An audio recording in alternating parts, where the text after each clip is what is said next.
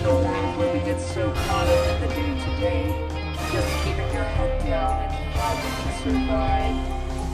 We float by each other like ghosts every day, ignorant to the struggle, the fight with one another, complacent with the fact that our systems are broken, with the fact that the top 10 will always be first in line, the fact that we are killing our planet and allowing them to keep us divided. We must stand together and rise up. It's time we wake up, and that is a difficult truth.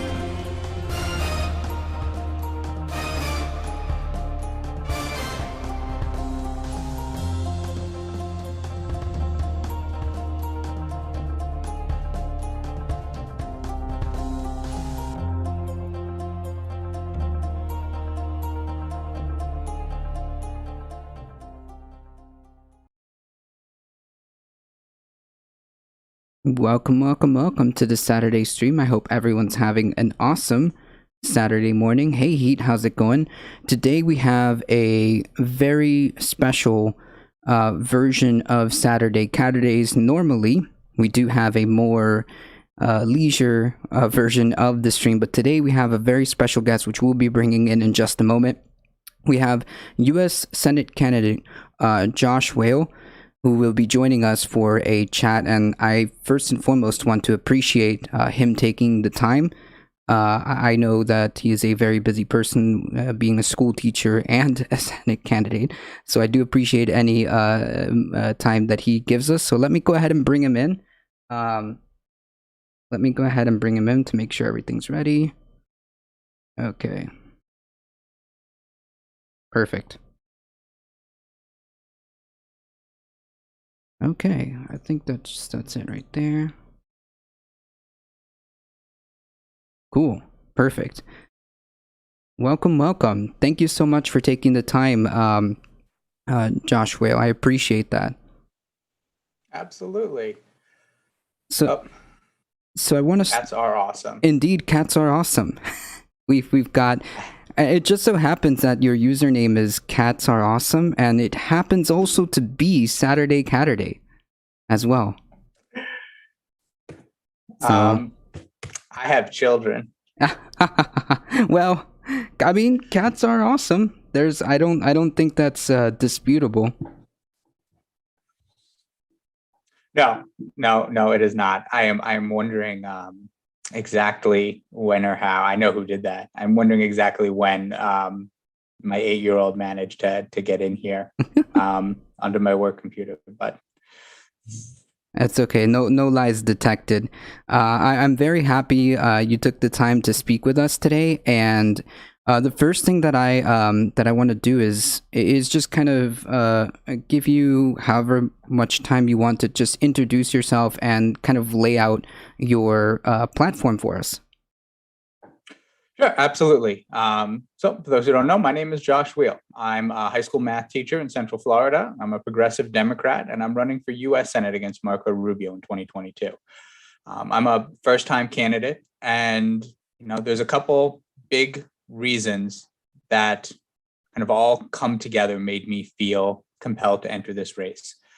So the first one is that I'm a progressive. I'm what I would consider a far left progressive, just the type of thing that, the more engaged and active you are with politics, the more you kind of make yourself aware. It's just hard not to be, I think, in this country. Like, if you care about people, right? We're the wealthiest country in the world. We spent $9.8 trillion last year. The second most money that any country spent in 2020 was China at $5.38 trillion. After that, it was the United Kingdom at 2.8. That means that we spent more than 3 times every country in the world except one, and almost double that country. And yet we don't provide for Americans. We don't provide for human beings inside this country, things that other countries do. And we come up with excuses for why we can't afford it.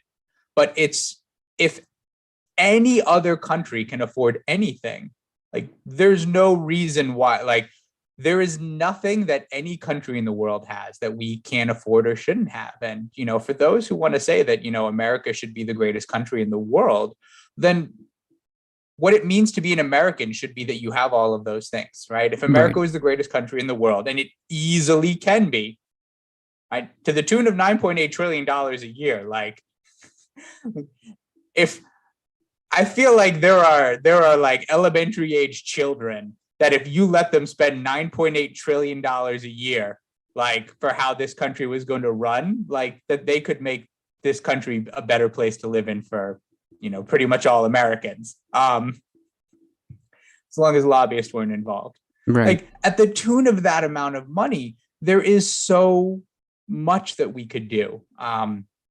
We could literally do everything, and yet we do so little. And so, Jimmy Carter called himself a human rights candidate, a human rights politician. And his number one objective and mission when he was president was to have the greatest human rights presidency ever.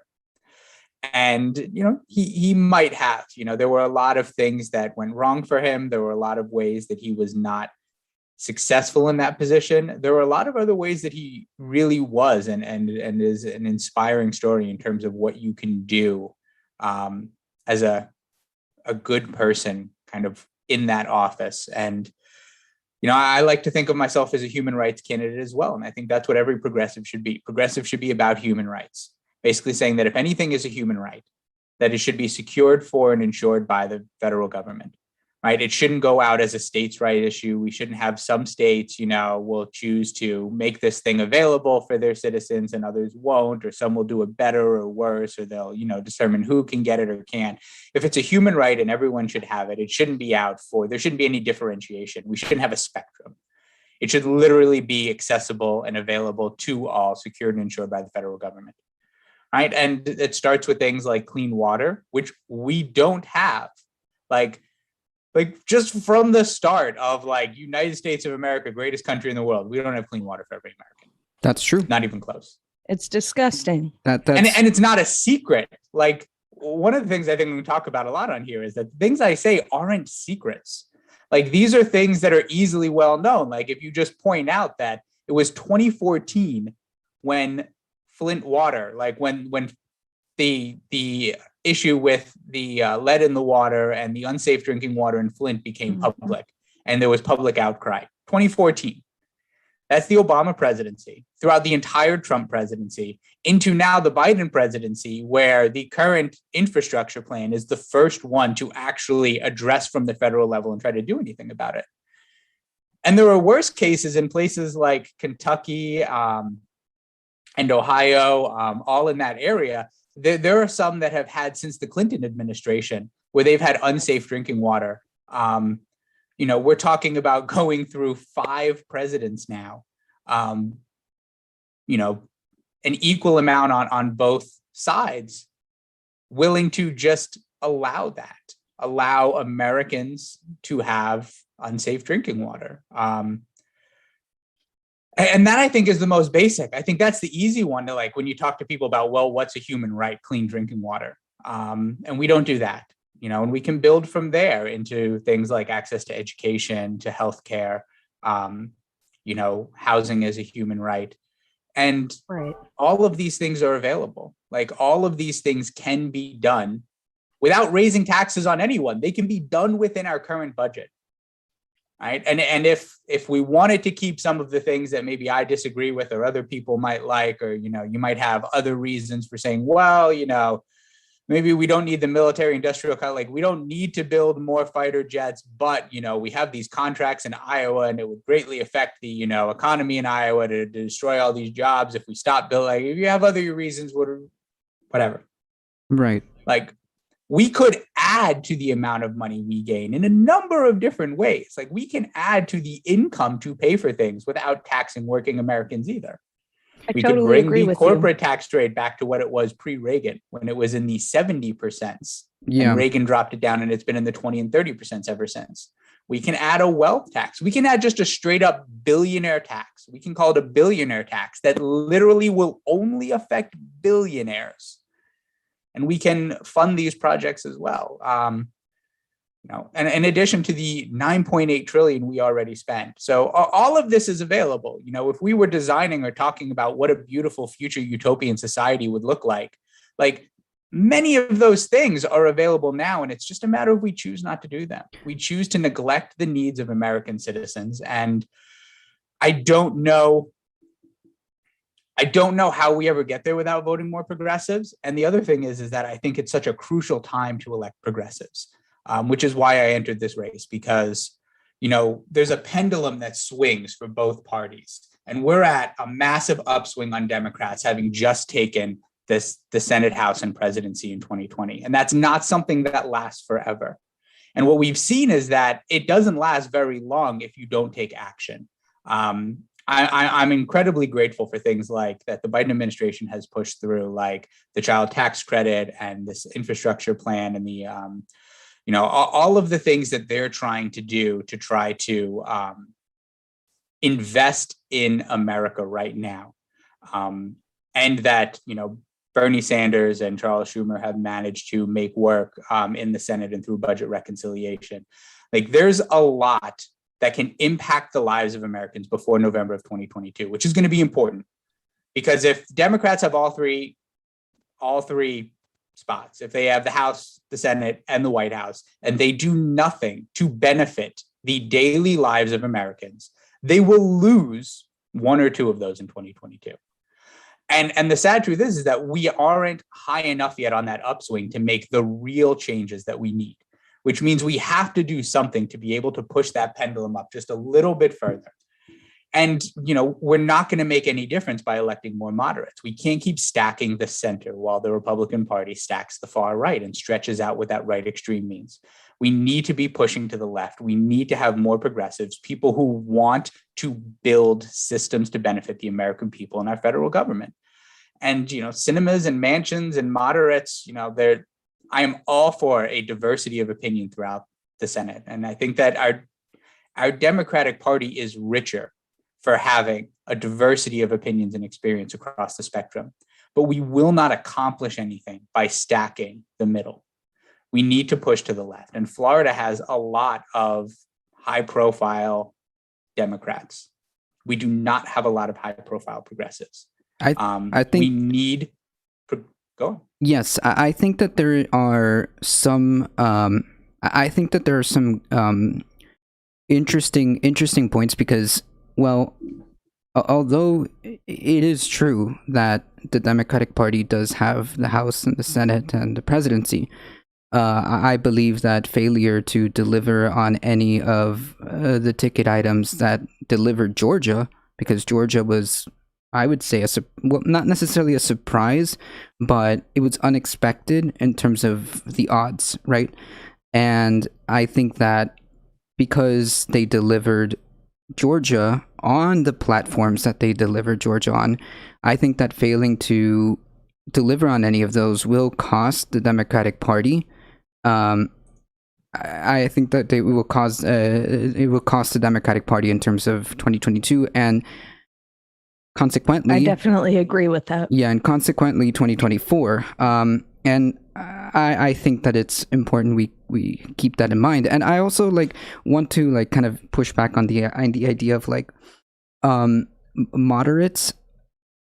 I'm not sure, because I think we're getting we're kind of giving, for example, Joe Manchin a little bit of a pass. I think that there's clear, even with the Democratic Party, he is pretty conservative, especially with his voting record, and especially recently with this fight on the infrastructure bill. I think that that's not very moderate positions to begin with. And I feel like we do need more diverse voices, and I think that the best way to do that, the best way to get more people on board, is having a on the ground game, because the ideas, I think, are there. I think that more or less, generally speaking, most people agree with a good enough chunk of a progressive platform. They understand the importance Absolutely. Yeah. And so you just brought up three things before we go any further that I would like to respond to and make sure that we get back on as well. And I'll kind of go in reverse order. So let's start with the popularity of progressive politics. I do think that progressive policies are much more popular than moderate policies. And I'll tell you why. Because there are so many people in this country who need things to change. They need things to get better. And moderate policies sell the status quo. And the status quo doesn't work for too many people. Whereas progressive policies are about change to improve lives. And we've seen here in Florida that progressive policies are popular with Republican voters, not with Republican legislators. And I try to be very specific when I differentiate, when I don't just say Republicans, because Republican legislators will vote. They are so much better than Democrats at working in unanimity. They will vote in unanimity against anything that is outside of their party line and party platform and what they're building towards. And they do in the state of Florida. They have despite the fact that we have more registered Democrats in this state, they have a 65% majority across both houses of our state legislature, and they've had the governorship since January of 1999. Mm-hmm. So they have far too long. And one of the reasons why progressive policies are so popular, because that length of time has disenfranchised and created so much need throughout our state that we've seen over the last 6 years. We've seen legalization of marijuana get completely swept out of the state legislature unanimously by Republicans in the state House and Senate, and then passing with more than 65% when it was put to a ballot, directly to the ballot as an initiative to go to the state constitution and allow the people to vote on it. We've seen the same thing with voter reenfranchisement. We've seen the same thing for raising the minimum wage. Republican politicians will get on TV and tell you the people don't want this. The people will go when, instead of having to choose personalities, when they get to vote directly on policies, the people will choose, and in our Republicans in red counties, they will choose the Republican personalities, but they will choose the progressive policies. Progressive policies are popular across the board. And it's funny because so now I'll bring that directly into, the idea of what a moderate is and why I'm not why I may be a little more forgiving of a Joe Manchin than others. There are plenty of things that Joe Manchin does that I disagree with, and a couple of them that I think are criminal. Now, this goes back to the thing of saying that these things aren't even secrets. Like, these things are widely available, sourced and verified news out there that you can just Google search and find multiple sources on, there are so many people in our government at the state and federal level who are doing things that are blatantly criminal today that we don't even we just shrug it off.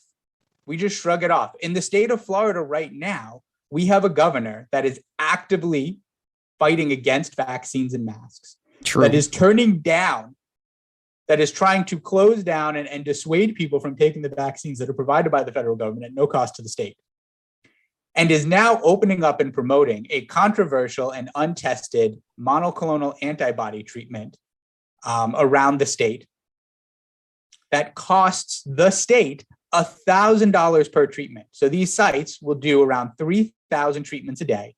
That is $3 million per site per day for these sites. It costs the state for this, not a vaccine, this unproven and, controversial treatment, solely because the main investor and owner or funder of this company, Regeneron, happens to be Ron DeSantis's #1 campaign donor. And those are all in the finance records. Yeah. Those are all there. The amount of money that he has donated to his PAC and to his campaigns, in the millions. Yeah. And it's criminal. We see it blatantly. We had 3 US senators openly admit on television to using information they got in a Senate intelligence briefing before March of 2020 to advise their personal sale and purchase of stocks for companies that would be affected by the oncoming pandemic. That is insider trading. They openly admitted to doing the thing that Martha Stewart was sent to prison for, using confidential government intelligence. That is a felony. And no one batted an eye. They're like, well, maybe they shouldn't have done that. Like, we see criminal things happening all the time, and we don't even, it's the standards of behavior for our politicians is so low at this point that like we just move on. We don't even doubt or say like, well, that can't be true. We're just like, well, it's true, and which is incredibly sad and a whole nother topic.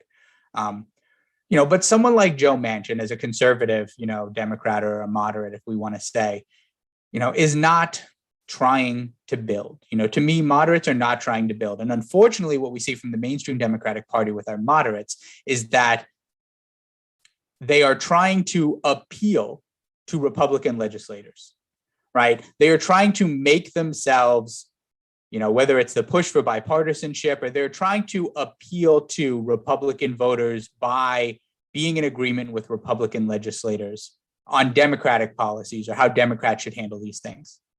The one good thing and the big value for us is that they do keep the wolves at bay. They do keep the Republicans, they help us when we need to, fight against, some of a Republican president's abhorrent nominees to crucial positions. They help us when, we're trying to keep the Republican president, or when we're trying to keep the Republican Senate, or even the Republicans in the Senate from, coming in and passing things that can deconstruct, that break down our infrastructure and make us weaker and provide less for people. They hold the line. Again, they keep the wolves at bay, which is the great value, right? And I'm okay, again, if every Democrat doesn't agree on these things. I think it's good to have a broad spectrum of opinions. It's incredibly difficult in these partisan times when you could, for all we know, half of the Republican legislators may actually agree with our progressive policies. I think but so. Unlike in previous decades, they would never break party line and admit it today. They do not. They are strong in their unanimity, and they do not break party line, and they cannot come over, which means we have to get our votes strictly from our party. And that's what makes it more difficult. And it's why 50-50 with the tie break doesn't work for Democrats. It works for Republicans when you're trying to break things down, when you're about obstruction and destruction and deconstruction. It's very easy to have unanimity. And when everyone is in lockstep on the party line, 50-50 in a tiebreak is dangerous for the Republicans. It is quite ineffective for Democrats.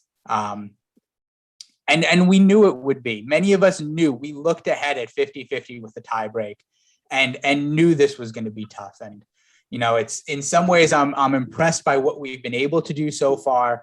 50-50 in a tiebreak is not going to, get Medicare for all through this year. Right. 54 might. And it's the type of thing that if we can push and get people if the Biden administration, 4 more percent. If the Biden administration and the Democrats we have today can push just a little bit further, can do enough. And that's why I love, the child tax credit is an amazing thing, because it's the type of thing that essentially costs the federal government nothing, but basically benefits people who need it the most.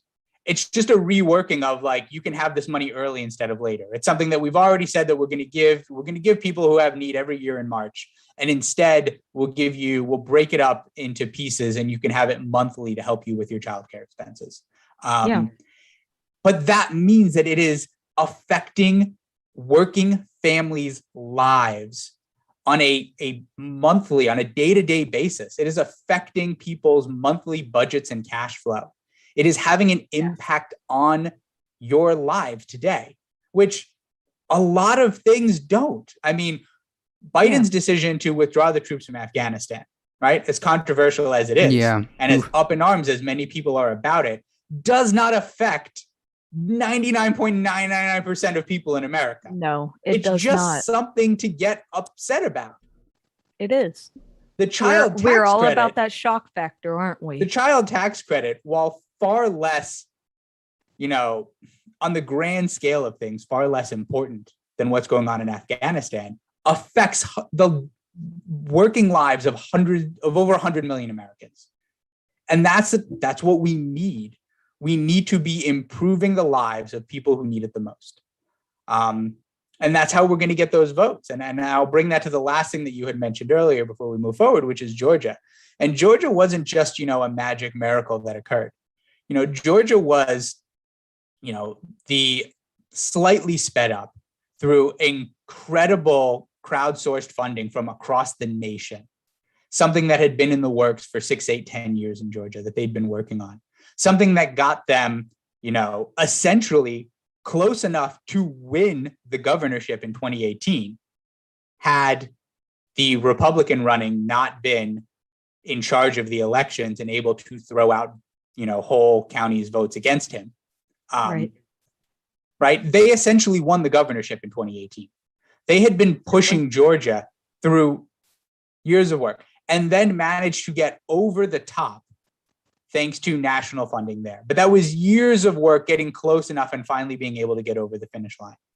We are very far from that in states that could have similar results like Tennessee and Florida. We saw what happened with an all-out push in Alabama, right, in 2018, right, after Trump was elected for the special election to fill Jeff Sessions' seat. Right.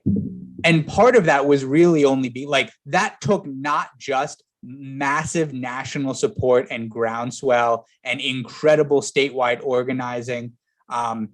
It also took the Republican opponent to be like an admitted pedophile. Yes. Oh man, what was his name? Was it Moore? Roy Moore. Roy Moore. Yes, I remember this one. Right. So much that we saw that when they just put a football coach in, he won. Like he beat Doug Jones with the gift of incumbentship handily without having to break a sweat, and literally also unable to fail unable to pass a 7th grade civics exam in his knowledge of the workings of government. Yeah.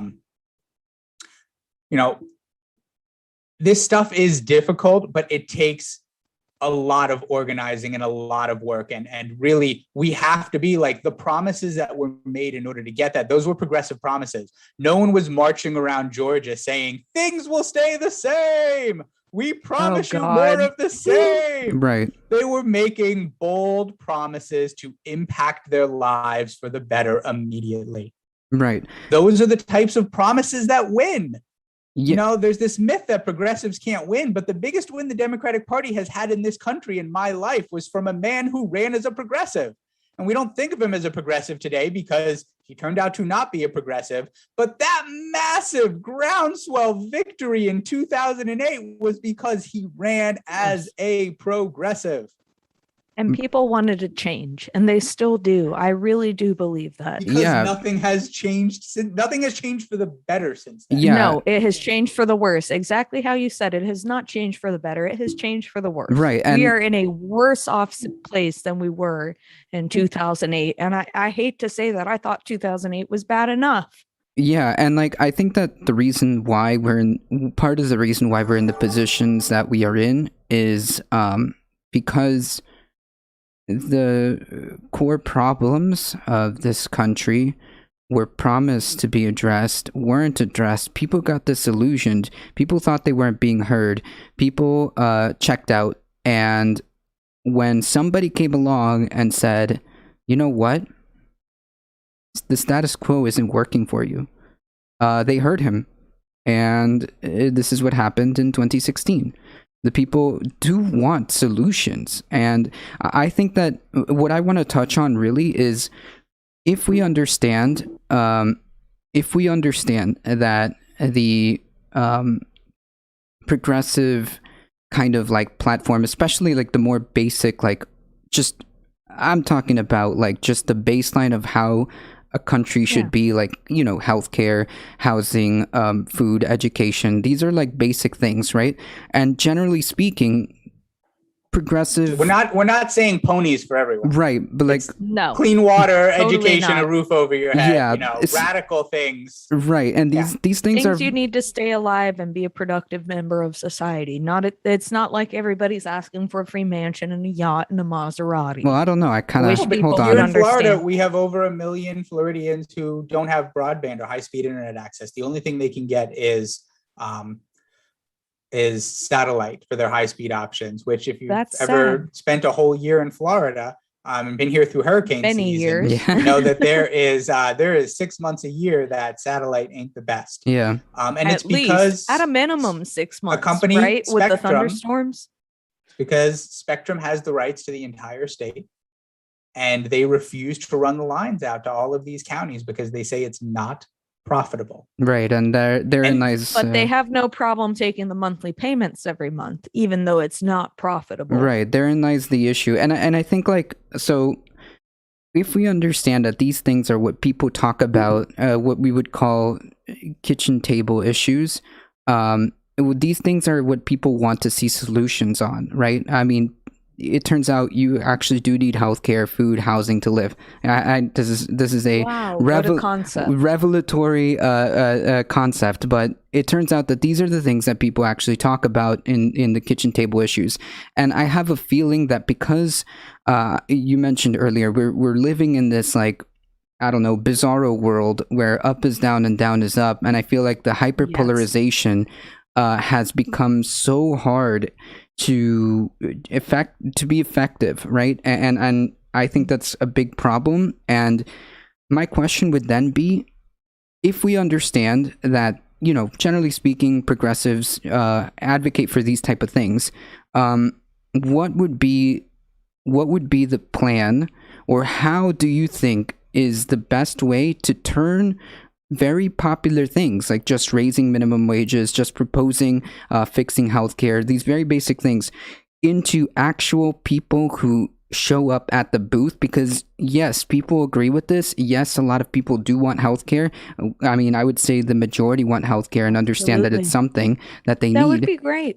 But I feel like we're having a disconnect into transforming this into people showing up at the polls. And like, I have yet wrapped my head around that conundrum. I'll talk specifically about Florida because that is what I am more intimately familiar with. So, this is, and speaking to candidates and traveling is very interesting. I had a great time going to the March for Medicare for All in Washington, D.C., traveling out for the big one there, and meeting with a number of current and former Senate candidates from different states, in the country. And so, we all had different state Democratic parties and different, state situations and makeups and balances and needs. But we all had some very, very similar experiences and opinions about the way the our state Democratic parties go about business and why it's costing us in our states. And so I know that this isn't exclusively to Florida, but the state Democratic Party is a big issue in our state. And it has to be. Like, you cannot let them off the hook when it's a state that has more registered Democrats than Republicans and loses statewide elections to Republicans over and over and over again. They have made horrible choices in the way they've managed their resources and in the way that they structure and run their candidates.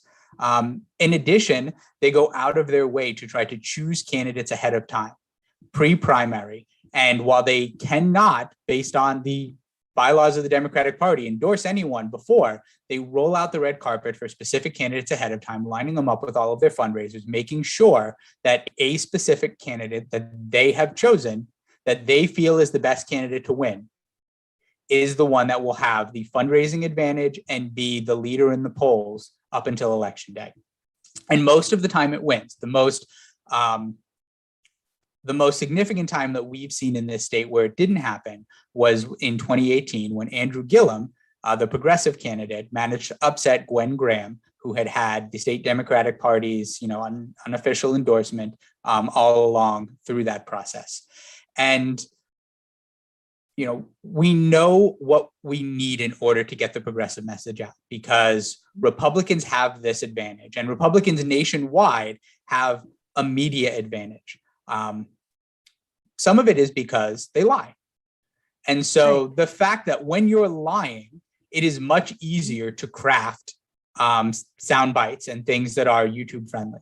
When you refuse to answer certain questions, it is easier to craft social media and soundbite friendly clips. And when you're against things, it is much easier, because building large federal systems to help people is incredibly nuanced. There is a lot about it, and it is much more difficult to sell people on in a 20 to 30 second sound clip. To explain to someone how a new system would work, as opposed to just calling something socialism or communism or slamming it or saying that it's going to hurt you. And we've lost that already. We cannot compete because the lies are already out there and in. We cannot try to break the lies with more sound bites. And so trying to raise millions of dollars to use on television ads, which, by the way, in the year of our Lord 2021, when the majority of media is not consumed through broadcast television, where people do not watch commercial breaks, spending so much money, having our leading fundraising candidate in this Democratic primary in my state spending 2.5 out of their first $4 million on TV ads. That's insane. Is a wild choice of your spending.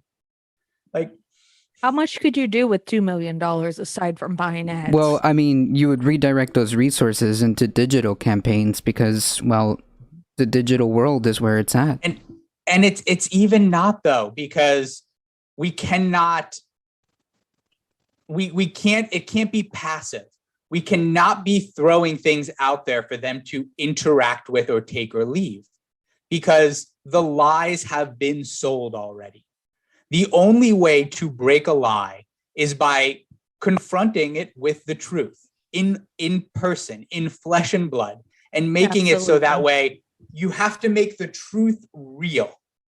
That means that you have to have these conversations in person. Okay. You have to actually be going around the state. You have to be sending your candidates and having them spend all of their time, or the majority of their time, talking to voters, talking to people, going out to where the most need is, going to the red counties, and not just writing them off.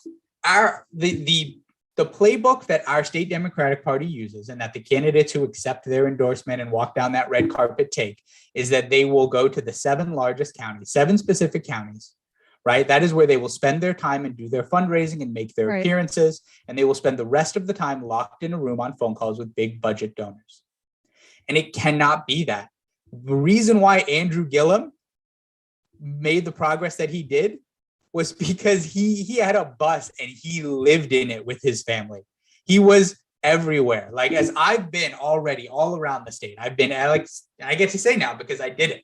I've been everywhere from Pensacola to Miami this summer, right? We have been all over the state meeting with people, meeting with voters and organizers and going out to events. And, the response we get everywhere is phenomenal. And one of the things that I've learned is in so many of these counties, and a bunch of them are red counties, is that people will tell me Marco Rubio doesn't know where their county is. He doesn't even know. He couldn't find their city on a map. Jesus. And this is even in red counties. This is even in red places. I don't. He's been our senator 11 years. He's never been here. The other thing, and now this only comes from Democrats, is that people love, like, they'll break out. They'll be like, no one ever comes here except Andrew Gillum. And they'll break out their phone, or they'll show me some selfie they have with him, or a picture they took in front of his bus, or them at like one of his events when they went because he came and spoke. And they remember that. It means something. I had people telling me, I asked them about Bill Nelson, and they're like, I remember Bill Nelson used to come out here. I remember he did a thing with our union, and he had all of the workers come out and did a round table talking to us about like what we need. And I'm like, that's awesome. When was that?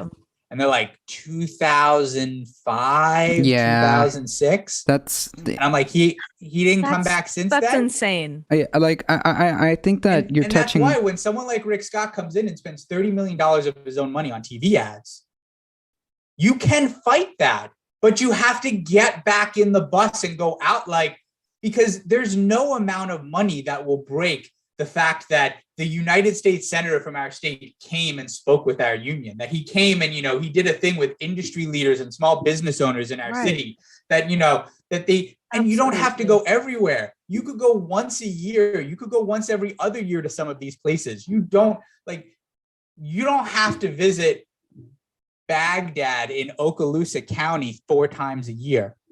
But goddamn, they will remember if you visit them even once. Like, you can't never go. And there is so much need that our platform is constantly updating from visiting these places, because I learn about things that doesn't make the news and I never would have found out about from Orlando. I have to specifically visit these places to learn about the need and update our platform so we have policies in line that will actually help people. And that will never happen if you only go to Miami and Tampa and you spend the rest of the time. That is so true. Let's be real. The people who have all the money to spend on politicians getting to come visit them and giving speeches and everything, those aren't the people who need the help of the politicians. No. Right. And if you can afford to pay for the candidate to come out to your dinner, then you don't have the need.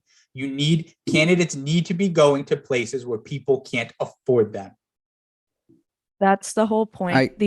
Candidates are supposed to be for everybody, not just for the 2% of people who have everything they need and can afford to pay people to just solely do their bidding. I they agree. Don't need the help. They already have had enough help.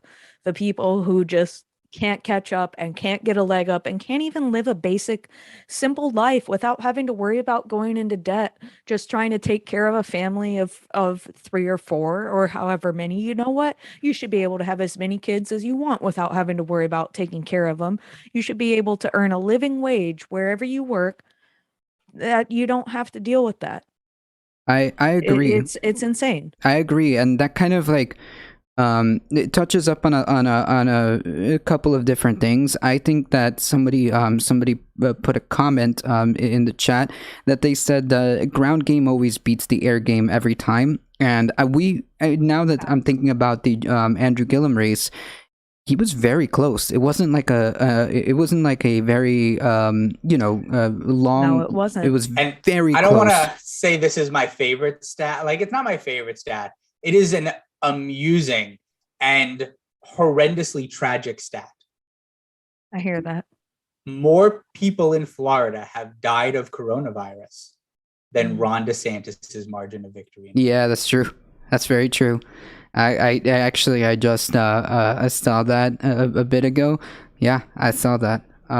That's disgusting. So basically, and you know what? George is not far behind, so I don't really have much room to speak. I don't account for the majority of people who live here.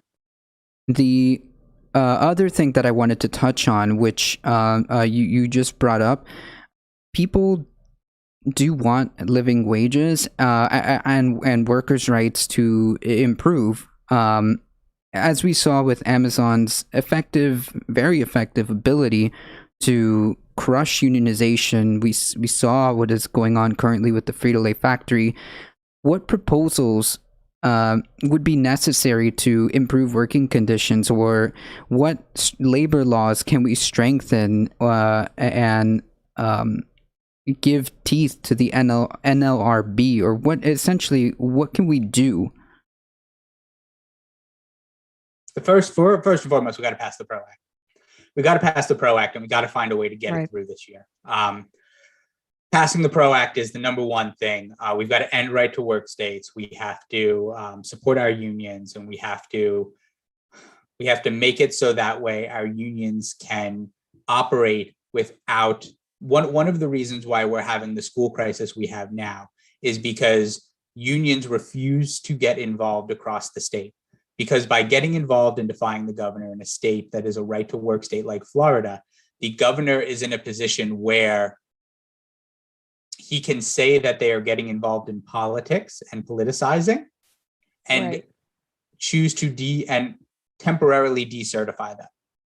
And so the unions are neutered. The unions are so tied up that even in the way they exist, all that they have is the right to collectively bargain. And that is diminished so much based on in our larger counties, our larger counties tend to have some of the weaker unions here in the state. And the reason is since union membership isn't mandatory, and the way that they constantly try to discourage and prevent the unions from reaching out and making contact with workers in school districts. So for our public school unions, is that the larger districts have so much money because of amortization, right? That if you're talking about just taking, 5 cents from every student to put towards legal, and you have 250,000 students instead of 10,000 students, you have a lot more money to go to legal. Of course. And when the unions are running on a budget because, they have such thin margins for their membership and don't pull in a lot of money because of the right to work state and the laws restricting them, that it's very easy for the districts to just drag things out or get things to court or just drown them and kill them on legal fees anytime they want. And we see it in Orange County, and particularly in Orange County public schools, we see it all the time. The position with the union there got so bad that about 4 or 5 years ago, actually the NEA came in and they removed, the NEA and the FEA came in and they removed all of the elected leadership positions from the union because they couldn't allow them to make any decisions that could hurt the teachers in the county anymore in their bargaining. And they had to remove them and put national and state people in to try to clean up some of the mess. And it wasn't fully their fault. They were just getting routinely, you got to give credit to the district for, using their power and pushing down. And the rules are made to allow them to crush the union. We've got to end all that. The PRO Act is the first thing, and we got to get it through this time. We got to find a way. Right. There's a number of things that I will give Joe Biden credit for. I will also say, and this next line is something that, 9 months ago, I never imagined that I would ever say. Joe Biden is the most progressive president of the last 40 years. It's a low bar, but he is. And, one of the things I'm disappointed on is he is also an old school politician. And he knows damn well he could have gone in there on January 21st and invited Joe Manchin into the Oval Office and sat down with him and just said, Joe, what do you need? Pretty much. What do you need, Joe? Yeah. And a lot of this could have been avoided. We got to get there. The other thing I would think that we need is the Green New Deal. And we're very far away from it. And one of the reasons we're very far away from it is because Democrats are very, very bad at voter education. It's kind of one of my things. If you've seen my ad or my commercial online, voter education is the biggest thing that's going to affect this election and determine if we win and who better than a teacher. Right. We've got to get better at that. And we have to, it's the only way we're going to get the Green New Deal passed. Because as much as the Green New Deal is needed for climate change and our environment, the Green New Deal is the best job plan since FDR's New Deal. The Green New Deal is going to remove 32,000 jobs in the coal industry and replace them with between 30 to 50 million jobs across this country in renewable energy sectors. The Green New Deal is the best jobs plan we have, and it will impact the daily, by switching to renewables, it will impact the daily lives in terms of cost savings all across this country. Because in Florida, right, we got to find ways to manage the bills when they go way up in the summer because air conditioning is expensive when it's 100 degrees outside. And look, I lived in Michigan for a couple of years, and in Michigan, everyone's got to manage their bills in the winter when it is freezing out and there ain't enough that you can do to keep that house warm. Mm-hmm. Right? People have energy bills are a problem. And by improving our renewable infrastructure and what we pull and store from solar and what people can have available to them that they, for in terms of, not even just to say free energy, but reduced cost energy. Absolutely. And energy efficiency, that will impact the daily lives, the monthly cash flow and operating expenditures, just like the child tax credit does. But we've got to educate people, because there's no reason people shouldn't be on board with the Green New Deal. It's I strictly agree a with you. matter, it's a matter of ignorance and not at their fault because we haven't done the work to Absolutely. educate them. I I mean, think my father works for an energy company, and he used to tell me about how so many of their neighbors had solar panels and whatnot, right? And nobody had them in the neighborhood. Well, the people who had a couple solar panels were getting money back every month because they were paying for their own solar, plus they were giving X amount of kilowatts back to the, what do Mhm. you call it, the reserve for Mhm. everybody else to tap from who doesn't have their own solar panels. That's insane to think that we could all be having solar panels and then not only having what we need to take care of our household, but letting the excess go to a storage unit that could potentially be helping people who don't make enough that they need. Mhm. Why is that not something we're looking into? Oh yeah, and everyone I know that has solar panels, and they've made it. It was easier for a while under Rick Scott. They made it more difficult to access solar and get solar panels here in Florida for a while. Absolutely. But one of the things that everyone I know who hasn't has been able to afford it tells me is that they absolutely love, like, after they go on vacation, like when they come back and get that next bill after they go on vacation. Right. Because when you were out for a week, 10 days, 2 weeks, and you were Yeah. away and you were using nothing, Nothing. but the sun was still shining, and most of the time it's the summer, Right. that, like, all of a sudden, like, after, oops, I spent a little too much money on vacation, and then they get that check the next month, because that's always the one that, like, oh man, I forgot what that could be like, because it's there, because it was doing the work and collecting. My dad is a big Absolutely. conservative. He's a big old school conservative, and he's like a Republican Party purist, just small central government, fiscally responsible conservative. Right. One of those that absolutely hates what Trump has done to the party and the direction the party's gone, but Mhm. refuses to give up or let go of being a Republican. Yeah. And one of my favorite stories is, I was up there a couple summers ago bringing my kids to see him, and he stopped and he wanted to ask me about solar panels. And my dad doesn't ask questions if he hasn't already done research and, like, have answers. So he'd already done a bunch of stuff. So we talked about it, and destabilizing the grid. No, that's not actually a thing that happens. That's not even a thing. Um, there is no type of electricity. There aren't, like, magic types of electricity that are like, that's not a thing. Right. It's all the same.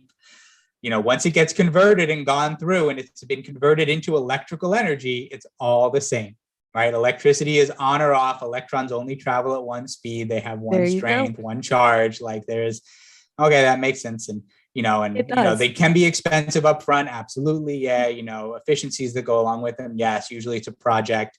But, within, so you have to be able to afford the expenditures up front, but within 5 to 10 years, it's paid for itself. And then you're talking essentially Right. about free energy, or energy without bills from there on out.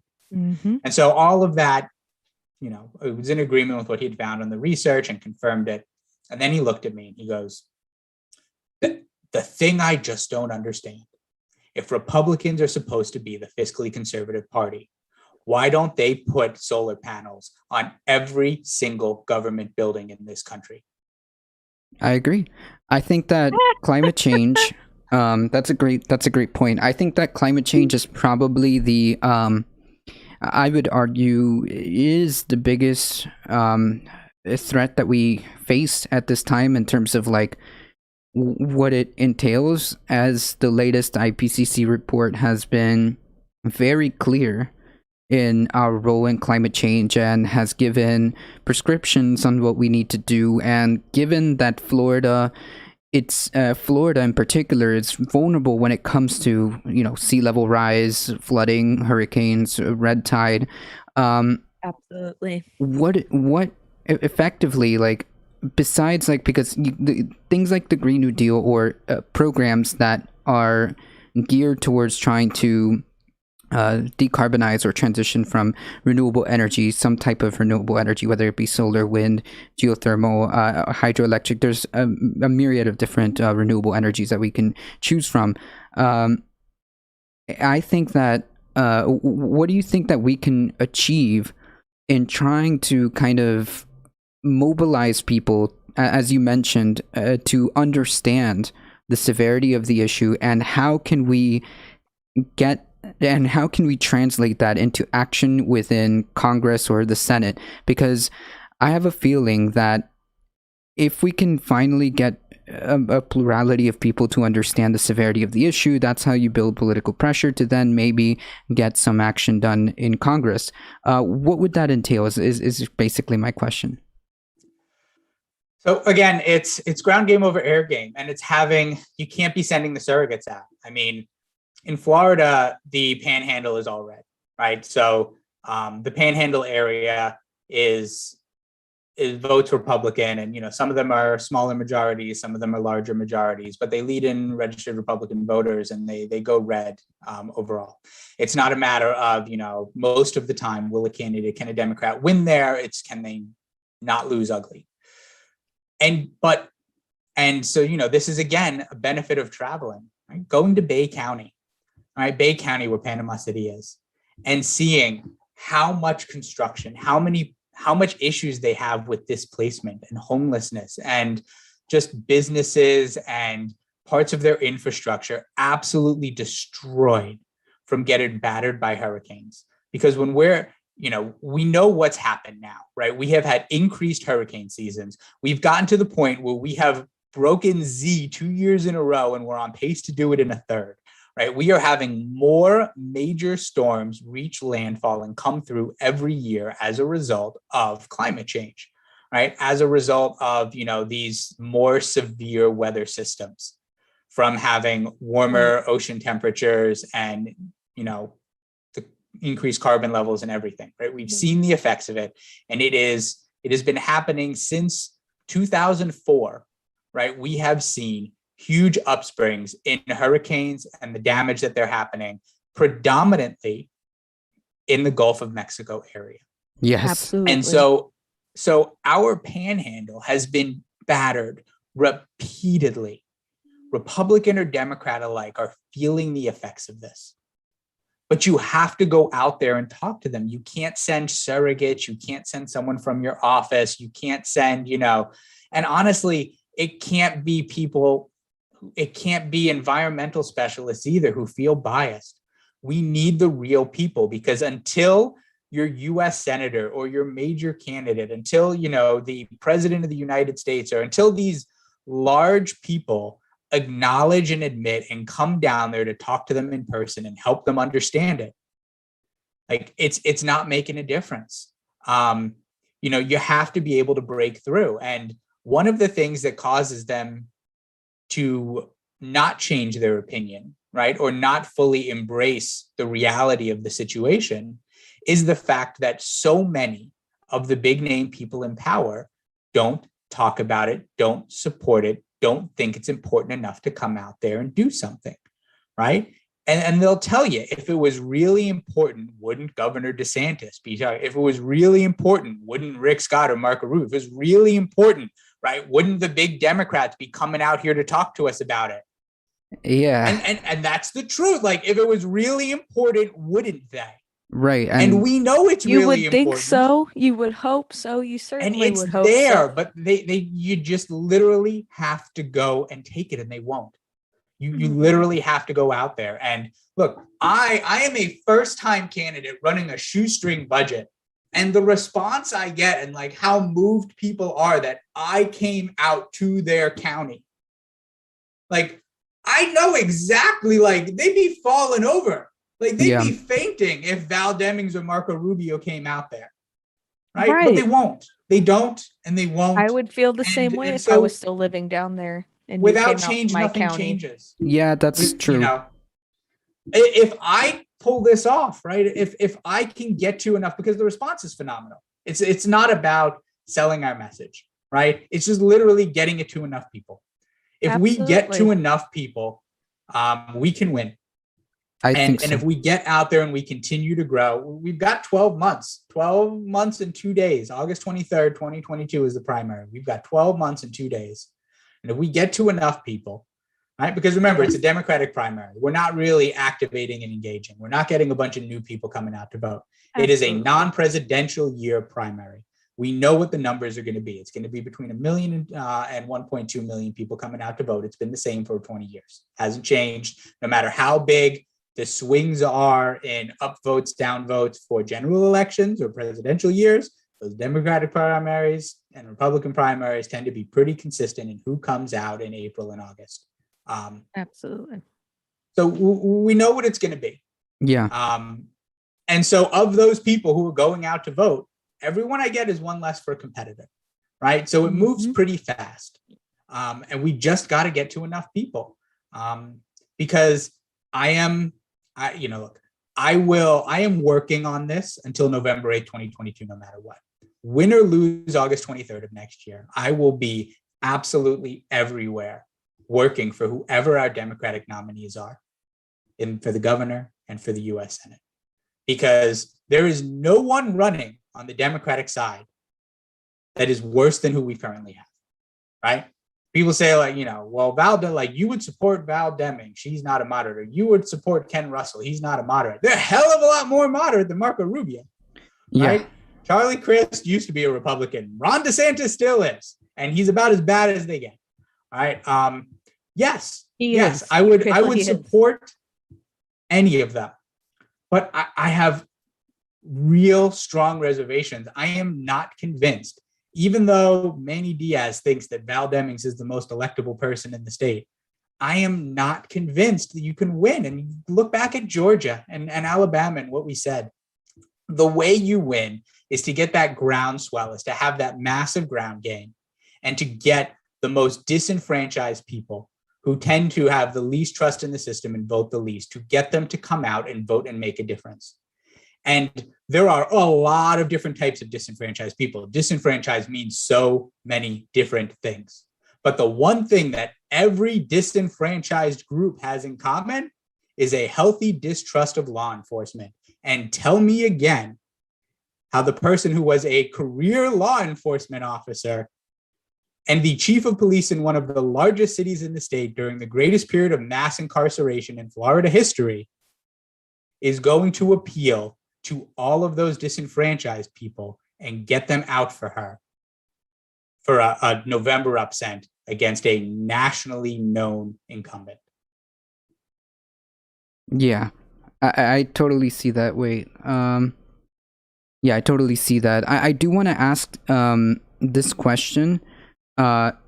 If you had the opportunity to be a U.S. senator, how do we reach?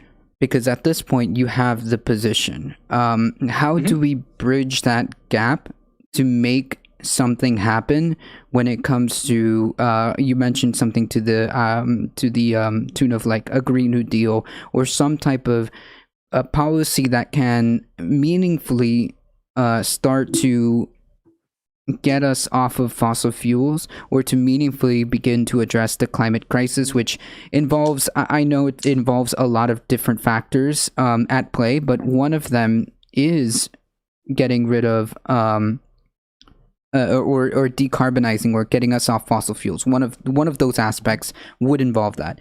How do we bridge that? If you were to be senator, how do we get that majority to actually pass something meaningful? So we've seen it from the most successful politicians on both sides. And so on the Democratic side, I would say we see it from people like AOC and Bernie Sanders a lot. And on the Republican side, we're seeing it constantly with people like Marjorie Taylor Greene and Matt Gaetz.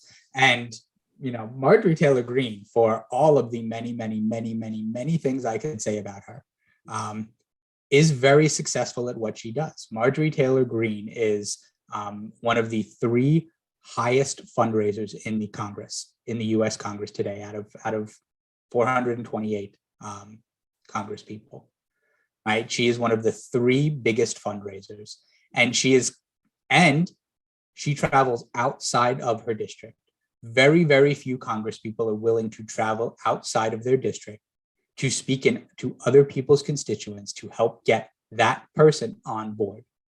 And she does that. Matt Gaetz does that. Now, they use their powers for evil, but they're going about it in the way that is effective. And again, it's like we said, like actually going, it's wild. It's this crazy radical thing that no one's ever heard of or thought of before. Actually going out and talking to people. And we see Bernie and AOC do it as well. We see them in all sorts of places that aren't Vermont or New York City. And that's what it has to be. Like, we need people going to West Virginia and talking to coal miners with or without Joe Manchin. We need people going in and sitting down and doing the work in these places to help get them on board. Helping West Virginia realize what the benefit for that state would be. My God, what the Green New Deal could do for places like Kentucky and West Virginia. Right. Oh, and we man. know that these places will elect Democrats. They do. Kentucky has a Democratic governor. Yeah. It's rare, As but they it sure can will elect happen. They come Democrats. off. They sure do. Yeah. They will elect Democrats, but they don't want Amy McGrath. Right. Right. They made that clear. Yeah. Right. Charles Booker, they already know. And again, it goes to the policies, the popularity of progressive policies. And that is a beautiful girl. Look at that. Goes to the popularity of progressive policies. By the time the primary came around in Kentucky in 2020, Amy McGrath had raised $71 million. Charles Booker had raised $5 million. She beat him by 0.4 of a point. $5 million went almost as far as $71 million. Okay. Progressives are popular. Amy McGrath won that nomination, and no one for a second thought that she would ever come with it close enough to even sniff Mitch McConnell's seat. Right. Not even Charles close. Booker is now the heir apparent. No one even wants to challenge him. I like to say that he's the second most popular person in the state behind Rand Paul's neighbor. And Rand Paul is already talking about, maybe I don't want to run. Maybe I've accomplished everything I need to in the Senate. Maybe I don't want to run because he doesn't want to get beat. I mean, hey, I'll take it. Yes, like we've seen, like there is need, and even in those places, like, yes, these will win everywhere. And the more red you think a place is, that just means there's more need, which means the policies are more popular, but you gotta get out and talk to people. Right. I think that touches on a very, very, very important a tone, or it hits a very important note, because like I think that we are missing the plot in terms of like how sometimes the Democratic Party makes decisions and stuff like that. And I think what you're saying is probably the best way to go, because like the only way you can understand and the only way you can represent people is if you know the people. And failing to do so, you start becoming out of touch, and that kind of out of touchness makes people apolitical, apathetic, disillusioned, and unfortunately it starts to become a problem with participation. People don't feel like they're being represented. People don't feel like they're being heard because no one talks to them. No one goes to Kentucky and like really evaluates like what the situation is. And I think that it is important, and I wish it was a standard of politicians, of representatives who are, it's in their name, supposed to represent us, are not and I think that that's part of it right there. And Totally agree. I think this is and a I lesson. think this goes to, someone asked me, like without any of your personal things, or what do you think is the most objective reason why Hillary lost in 2016, right? And my response was that she represented a Democratic Party that wanted to set the platform and tell people that this is what we're going to give you, and you need to come to us. And it wasn't successful enough. Not enough people came to them.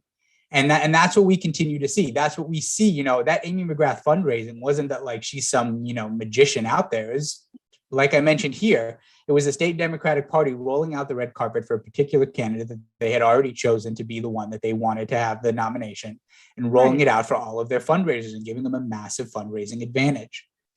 Had they not, forget actually even going out and talking to the people and building a platform and looking for the candidate that represented that platform the best for the people, forget like that crazy idea.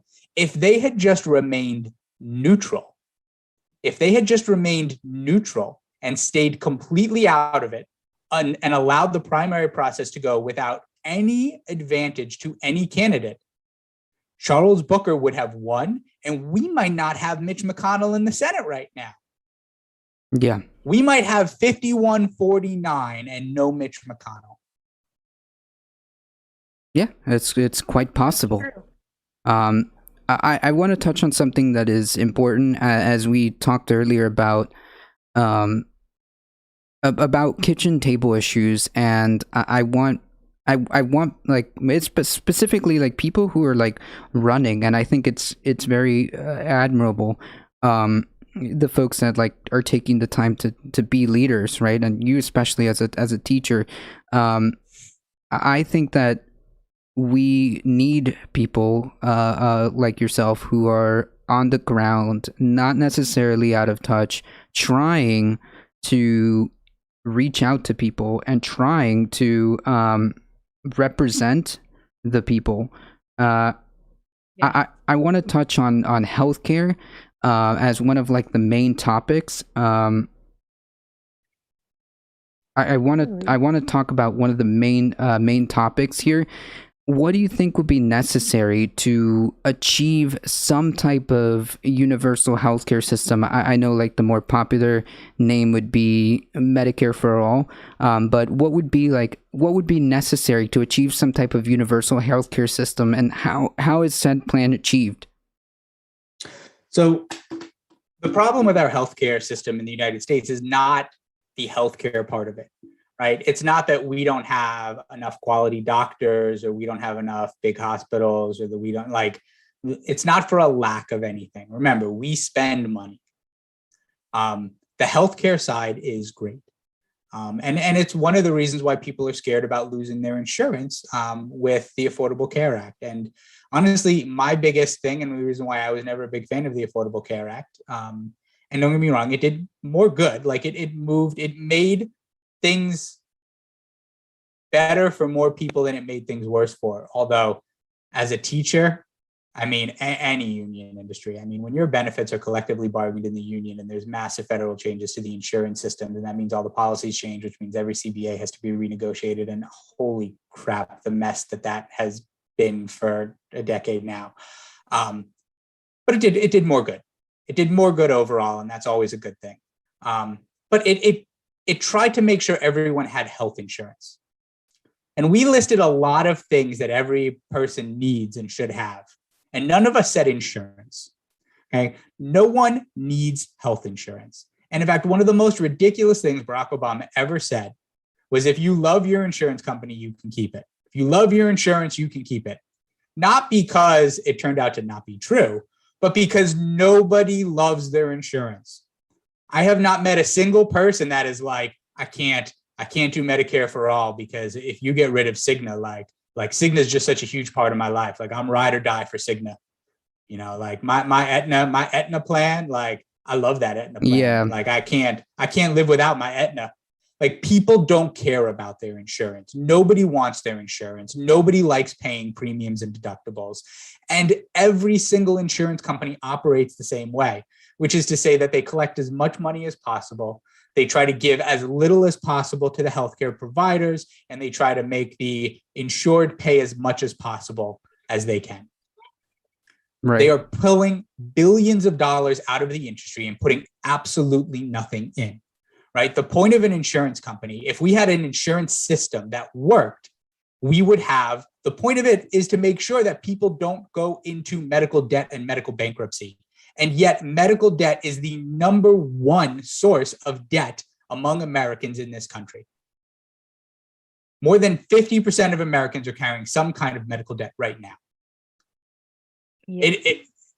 which means that the insurance system doesn't work. And yet we continue to allow it to take billions of dollars out. And At that is, best, they're carrying debt.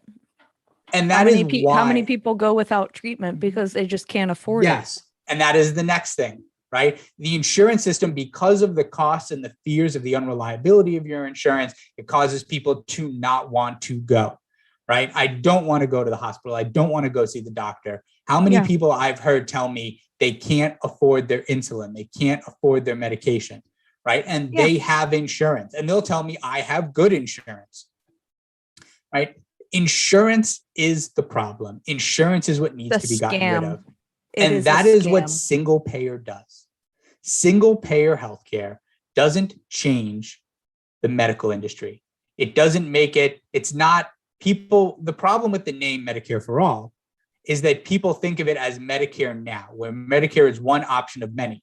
And that's the problem with Medicare for some or Medicare for whoever wants it, is that if you continue to allow there to be options in the insurance system, then insurance will continue to be pulling too much out of the system to keep it from effective, and it will still limit the places that your Medicare is available. When you remove all insurance and it becomes a single payer system, Medicare turns into something much different. Medicare turns into a single payer system that allows you to visit any doctor or any hospital anywhere. You can go to your PCP, you can go to the emergency room, you can get your medications at any time, and you have one insurer that will not deny you, that will not require your doctor to have 2 full-time staff members who spend 40 hours a week calling and begging and filing and refiling paperwork to try to get anything that they can from the insurance company because they refuse to pay the amounts that they are contractually agreed to pay when that provider signed on to accept that insurance, right? There is not a medical office in this country that doesn't pay at least one person a full-time salary to do their medical billing for them.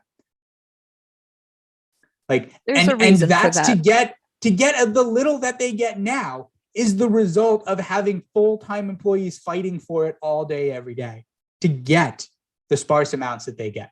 It's disgusting. Medical never has, or I should say, it never should have been, and it should not be now, a for-profit industry. Yeah, it's absolutely disgusting that anybody thinks that's okay under the guise of capitalism. Oh, people should be able to make money. Sure. Yeah, well, they shouldn't be able to make it on the literal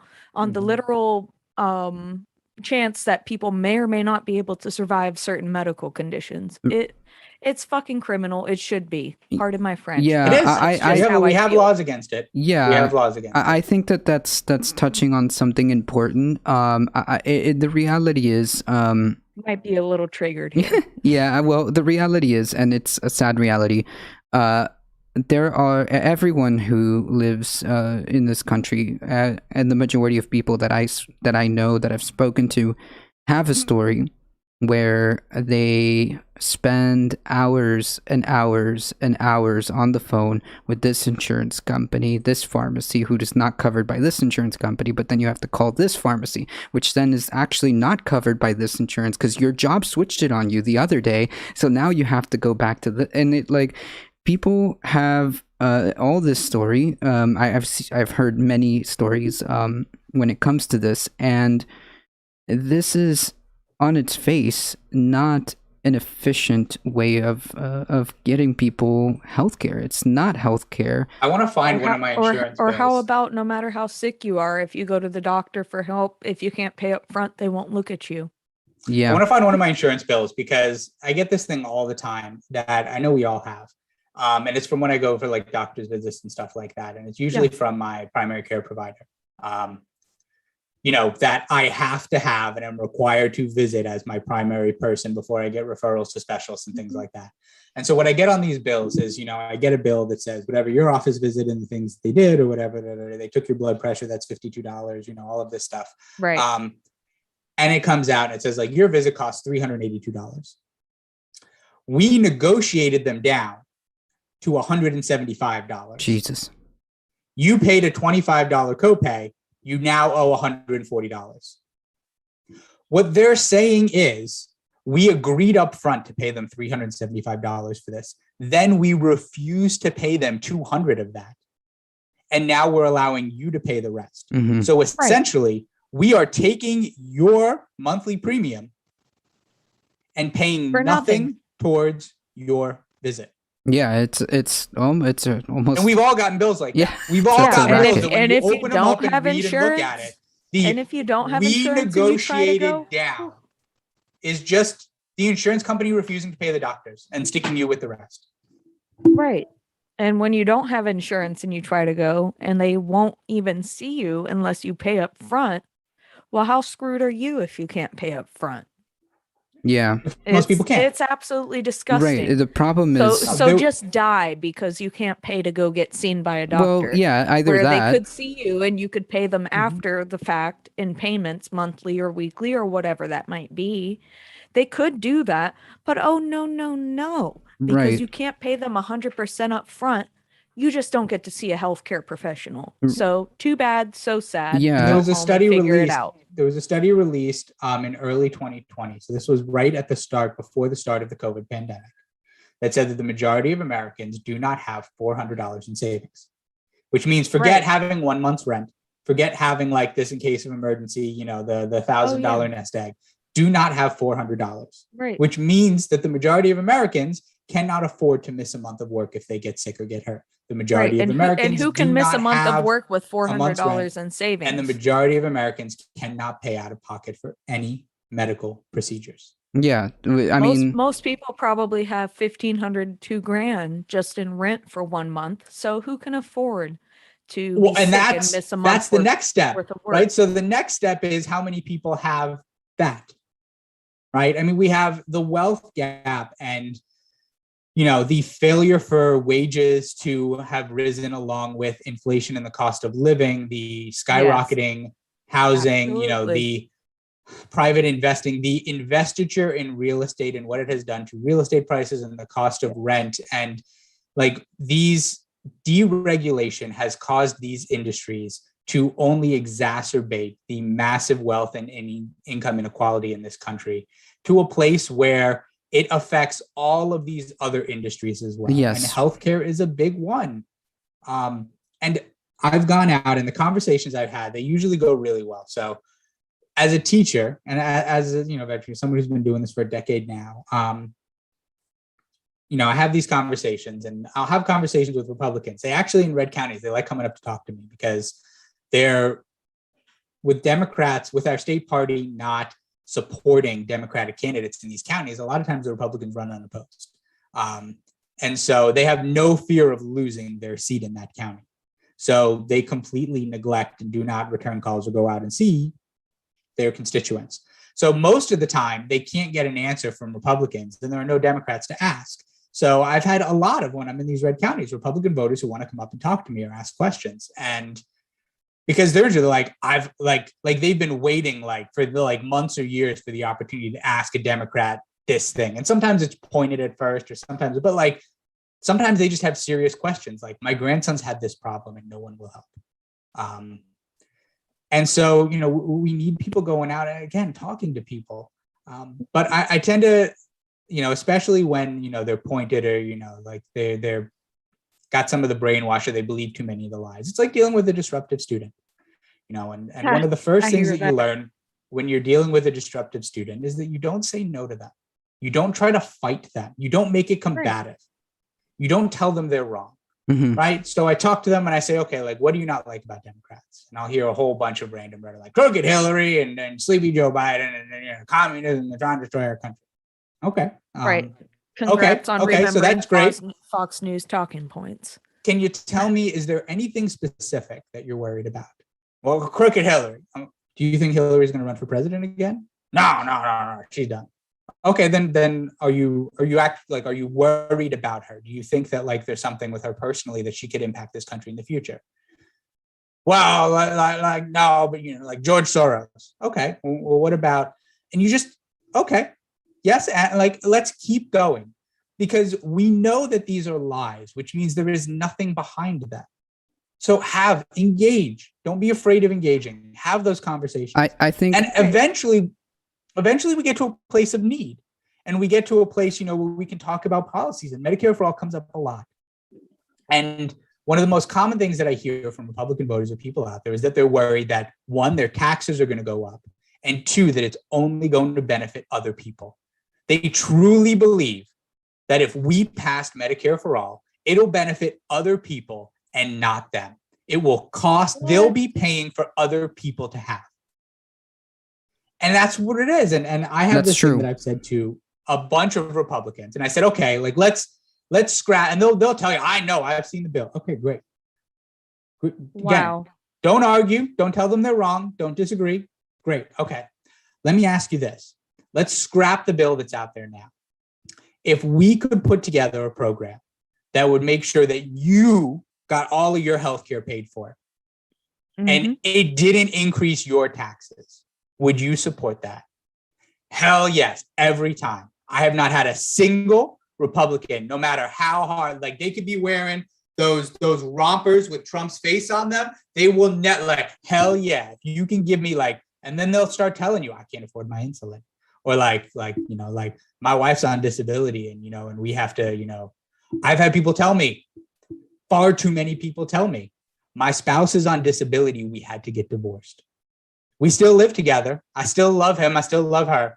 We had to get divorced because they're on disability. Yeah. And Disgusting. they couldn't receive disability benefits while we were married because I have insurance. Yeah. But my insurance wouldn't cover them without them. charging me an extra $1,000, $1,500, $1,800, $2,000 a month. Yeah. We couldn't afford to live married.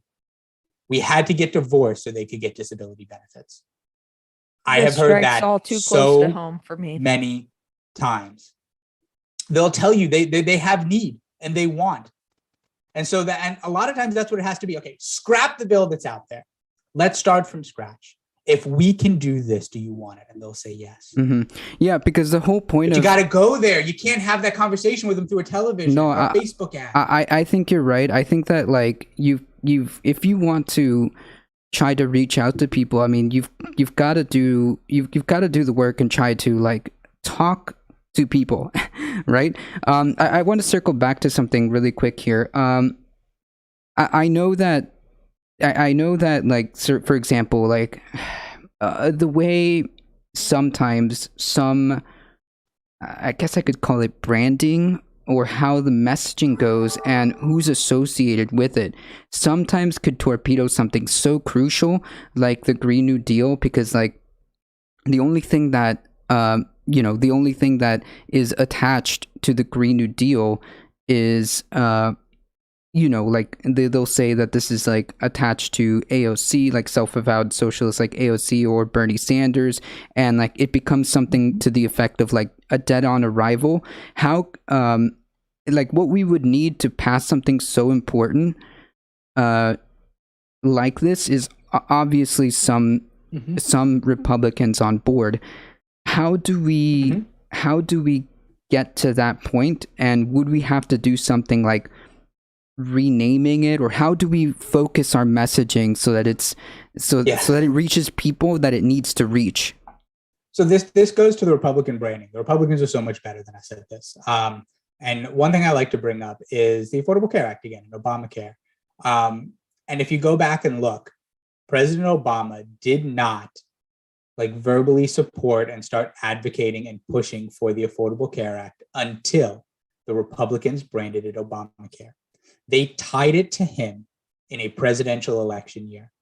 And he knew that if it did not pass the Senate, if it failed with his name on it, it could cost him his reelection. Because it was tied to him, and it would tie his name to failure. It forced him to get behind it and push it through. And which he hadn't. It was the first piece of legislature that he advocated for as president, which was a damn shame because he had the House and Senate for 2 years and did nothing with it. It was the first piece that he actively went out and advocated for. And it was only because they tied his name to it. That branding works. And there's a reason. And now look, the Green New Deal is specifically to help us in our fight against climate. Like, we are a country that should have been at a place where we are carbon neutral by 2030. Yeah. Instead, we are finally making our first strides toward that this November when President Biden and Special Envoy Kerry go to Glasgow and unveil our plan for carbon neutrality by 2050. Yes, and we are probably out of the 2030 conversation. I think so. If we increase and build, we could potentially get to 2040. Yes, and I think it's going to take things like the Green New Deal. Sure. And Republicans have been fighting and denying climate change for the benefit of their lobbyists for more than 20 years now. And they have all of that to back up on. They have all of that history and just an infrastructure of lies and brainwashing, essentially, put in place that when we try to push a bill tied to climate change, we are automatically fighting against all of that work and investment they put into it. Yes. Which is why I said earlier, the Green New Deal must be rebranded as a jobs bill. It is the best jobs bill since FDR. Yeah. And that's what it needs to be. It needs to be a jobs bill. And you might not be able to sell climate change in Iowa or Nebraska or South Dakota, but you sure as shit can sell them jobs. Right. And someone posted in chat the Patriot New Deal as a the patriotic New Deal as a alternative. I think that, like, while it is true that we certainly have not many allies in our friends across the aisle in terms of like actual like Republican legislatures, because like I think the actual Republican voter, we've gained a couple. Yeah, like the actual voter base is a little bit different. And you may be able to make more cases with the actual voter base, because like if you try to take away the D and the R and just talk to them about like the problems with, like, I mean, you could walk down the street where I live and there's a seawall. It's not like some magical thing that we're making up, you know? Nope. It's right there. And the one you have doesn't even work. Right. So like, I think that, yes, there is some truth to that.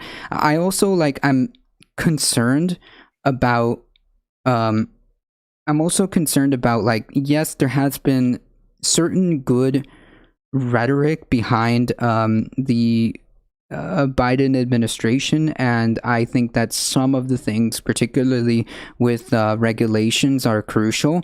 But I'm just afraid, given the time frame that we have, given the fact that, especially if the Democratic Party doesn't deliver and ends up getting swept and losing in 2022, which is very it's not good. I have a feeling that we need to figure out how to make this happen, and it's going to involve either through budget reconciliation or something like that to get it done. I'm just afraid that the Biden administration, despite their rhetoric, isn't producing the solutions, the aggressive solutions necessary. That's my concern.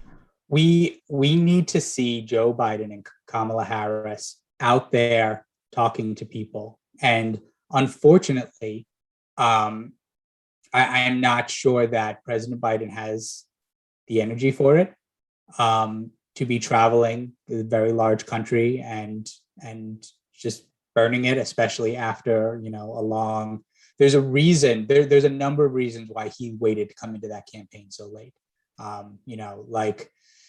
Like LeBron James pacing himself and taking games off in November when they don't count. And we see it. And, he tried sending Kamala Harris out to deal with the immigration, and that was a disaster, unfortunately, and incredibly disappointing to so many of us to see, her get on that biggest stage and represent the United States of America, the federal government of the United States of America, and tell people, go away, don't come here. But we need them. We need them out stumping. That's how you pass, like, historically, that's how you pass these big things, is that Biden goes out and the president goes and they hold, town halls and rallies in, North Dakota and South Dakota and Montana, and they get groundswell of people, and that's how you get those senators to come in. Like, you could go to Nebraska and potentially get Sass to come around. Like, you could go to Utah and potentially get Romney in. Like, you could go to some of these places. You could go to Alaska and potentially get Murkowski. Like, we know that there are ones who will consider voting with us, and we know that there is need everywhere. Yes. But you have to go do that with them. Like, you have to go to them again. And I don't know, unfortunately, that it's something that we could get from this administration. I don't know that.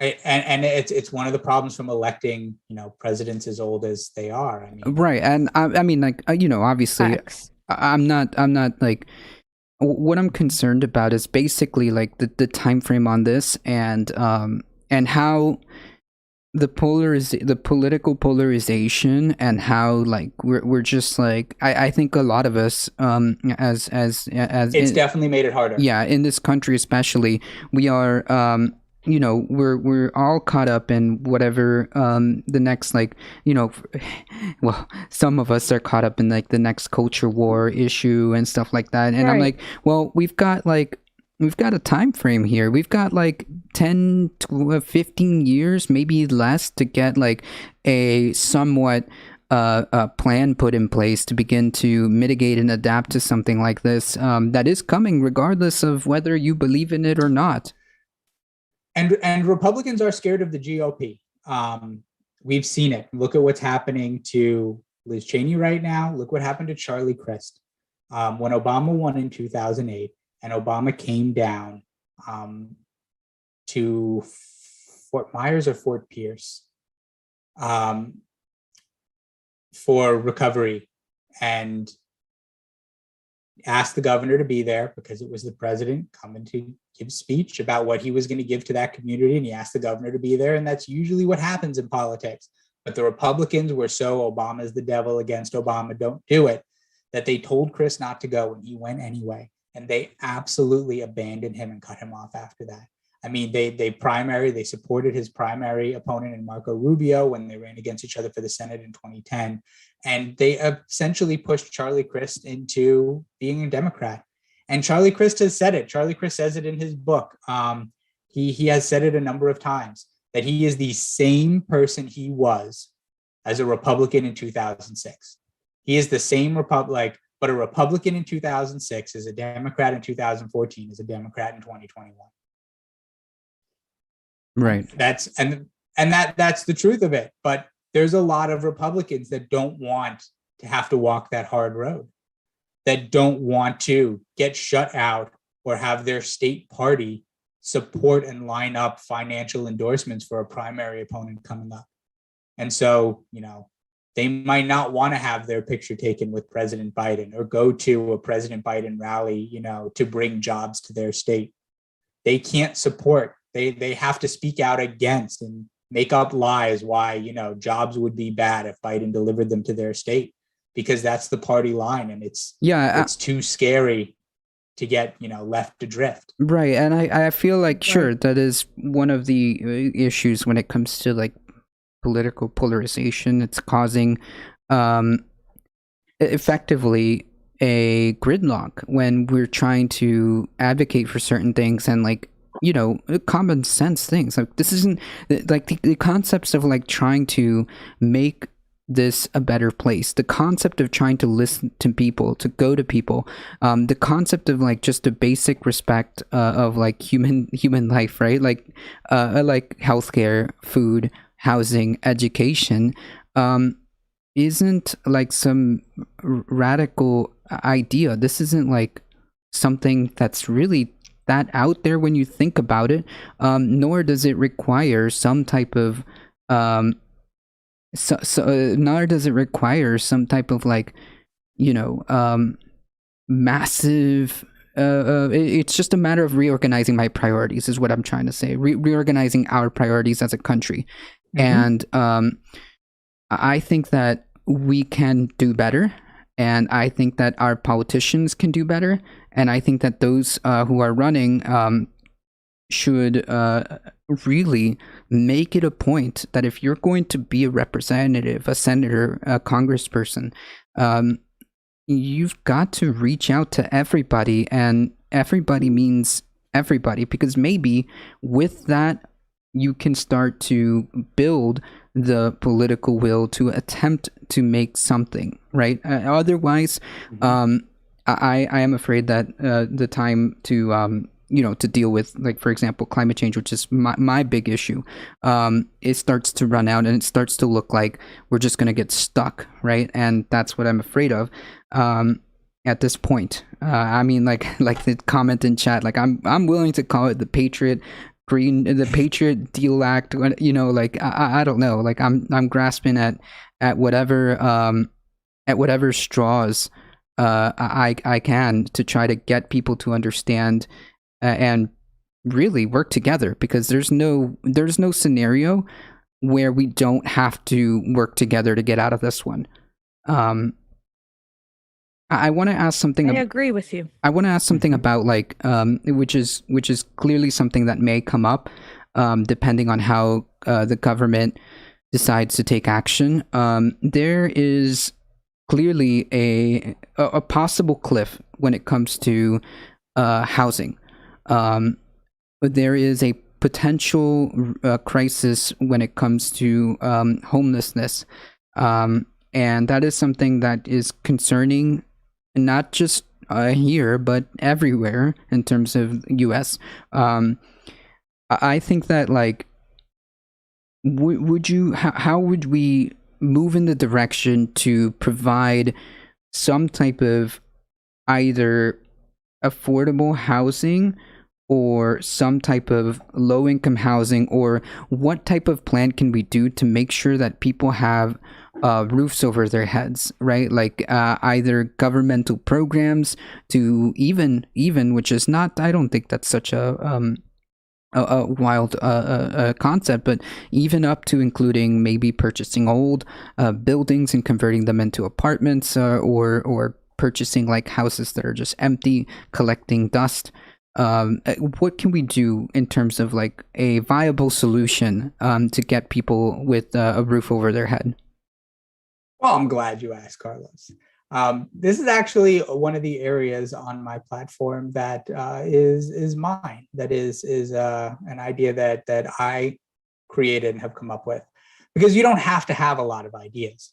There's been so many ideas that so many people have had, so many good ideas, so many good pieces of legislators that are written that the government has never acted on. Most of what we need is already out there. The only thing that we're missing are enough people to vote yes on it.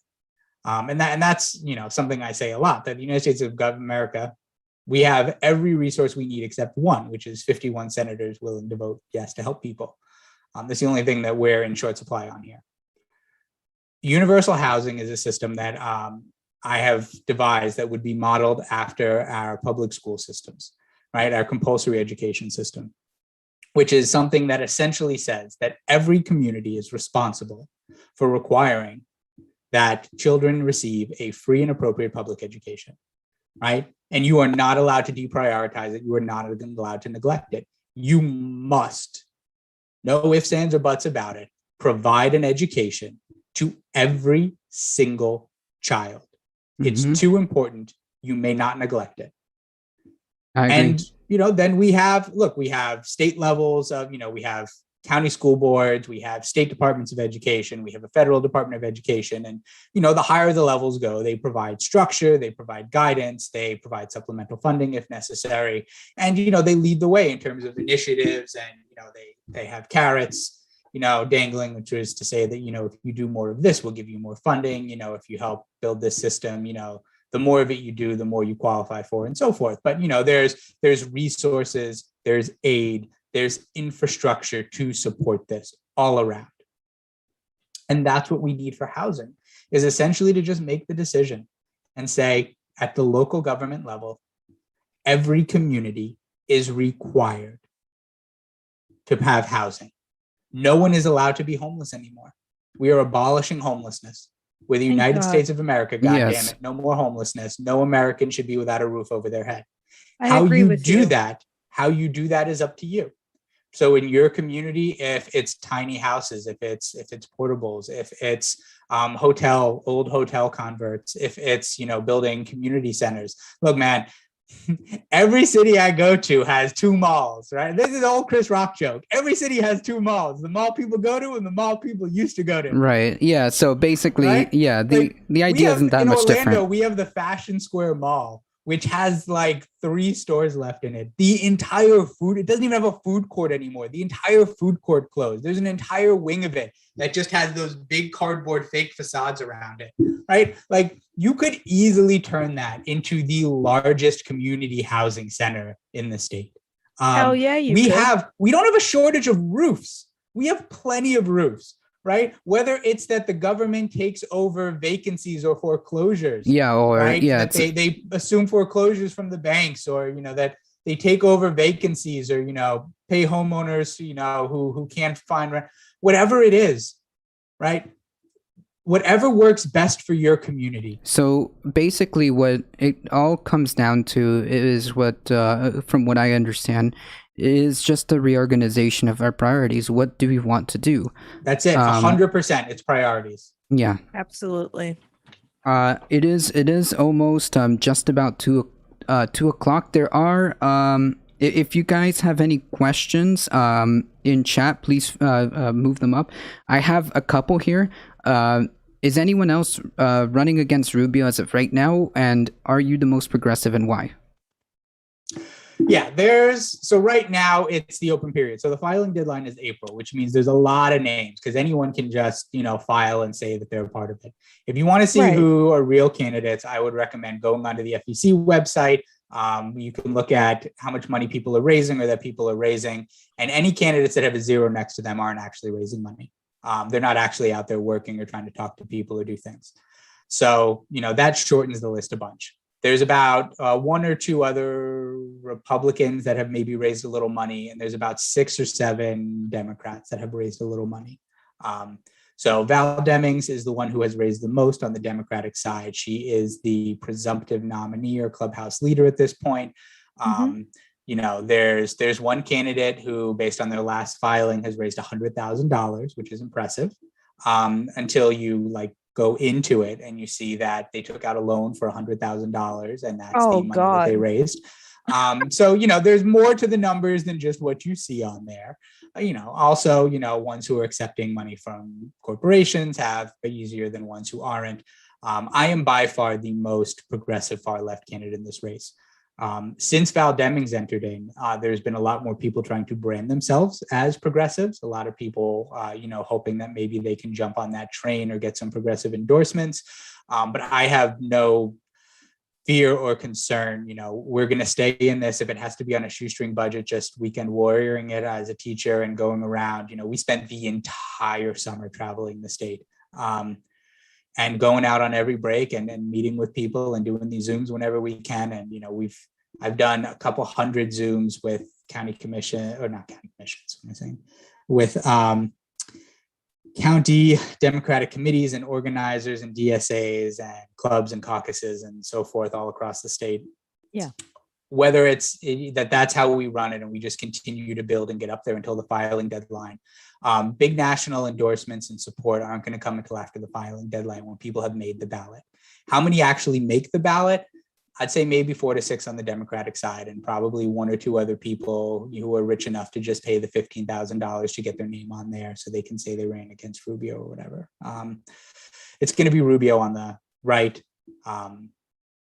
And then, you know, what we do on the left is really up to us.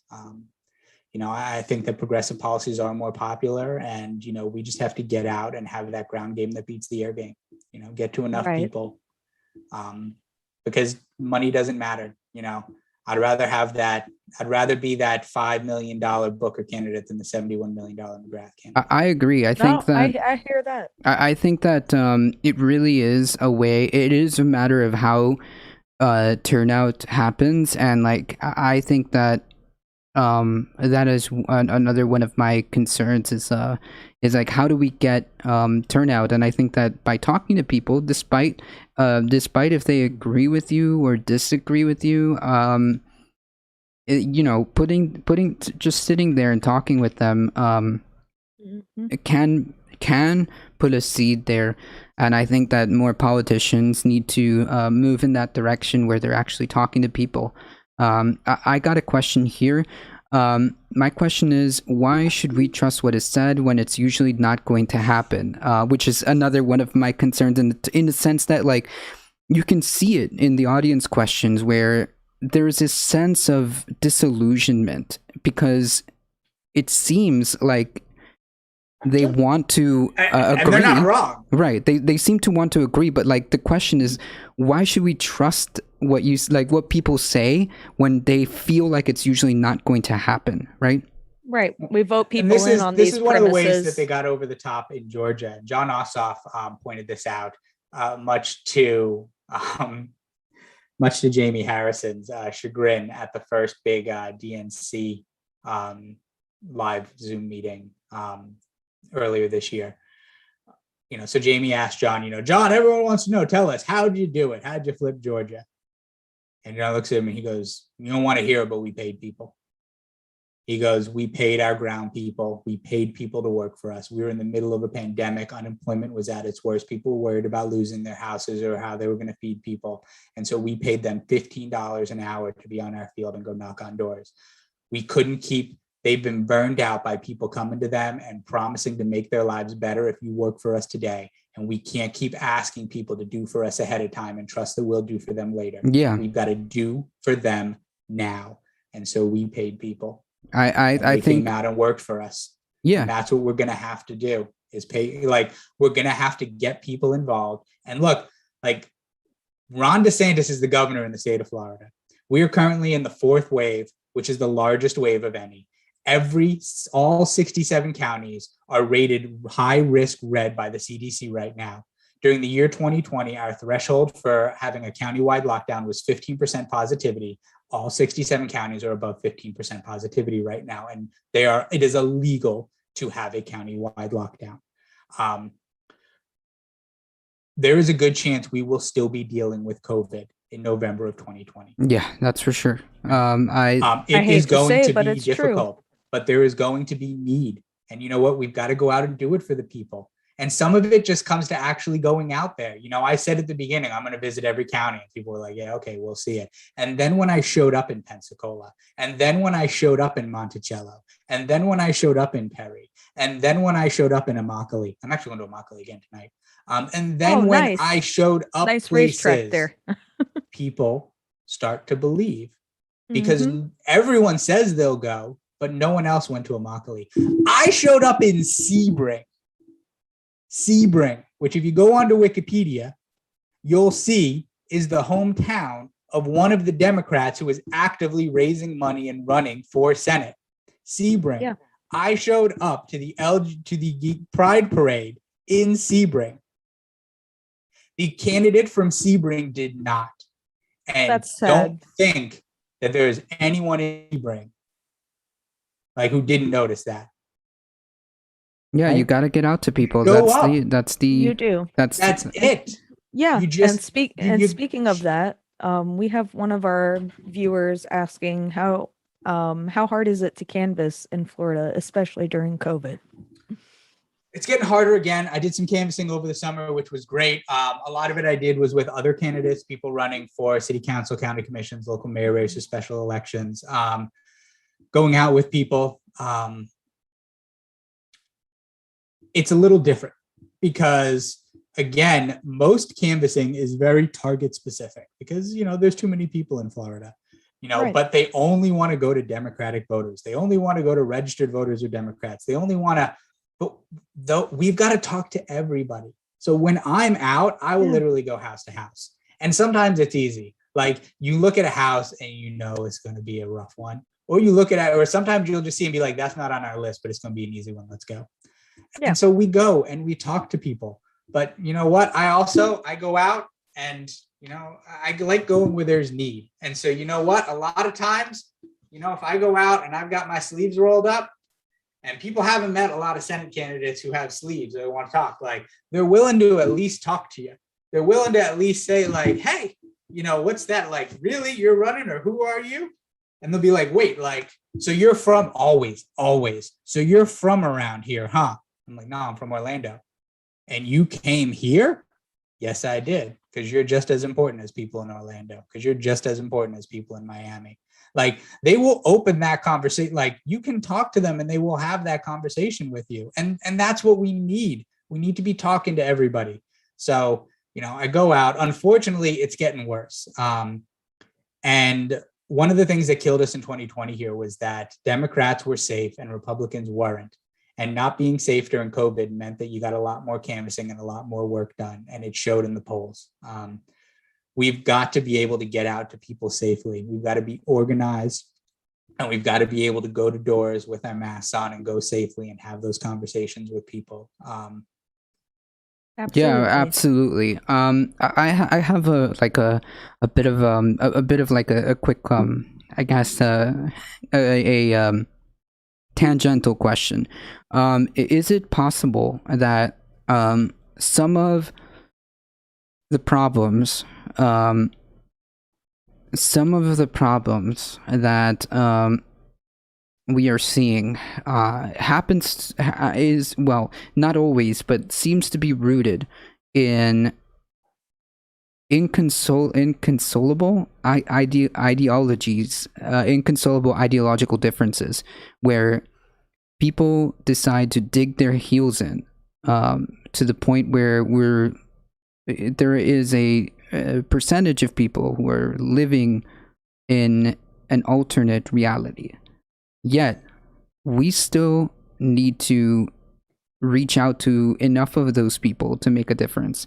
How do we consolidate that? How do we make grounds in that? And how do we break that?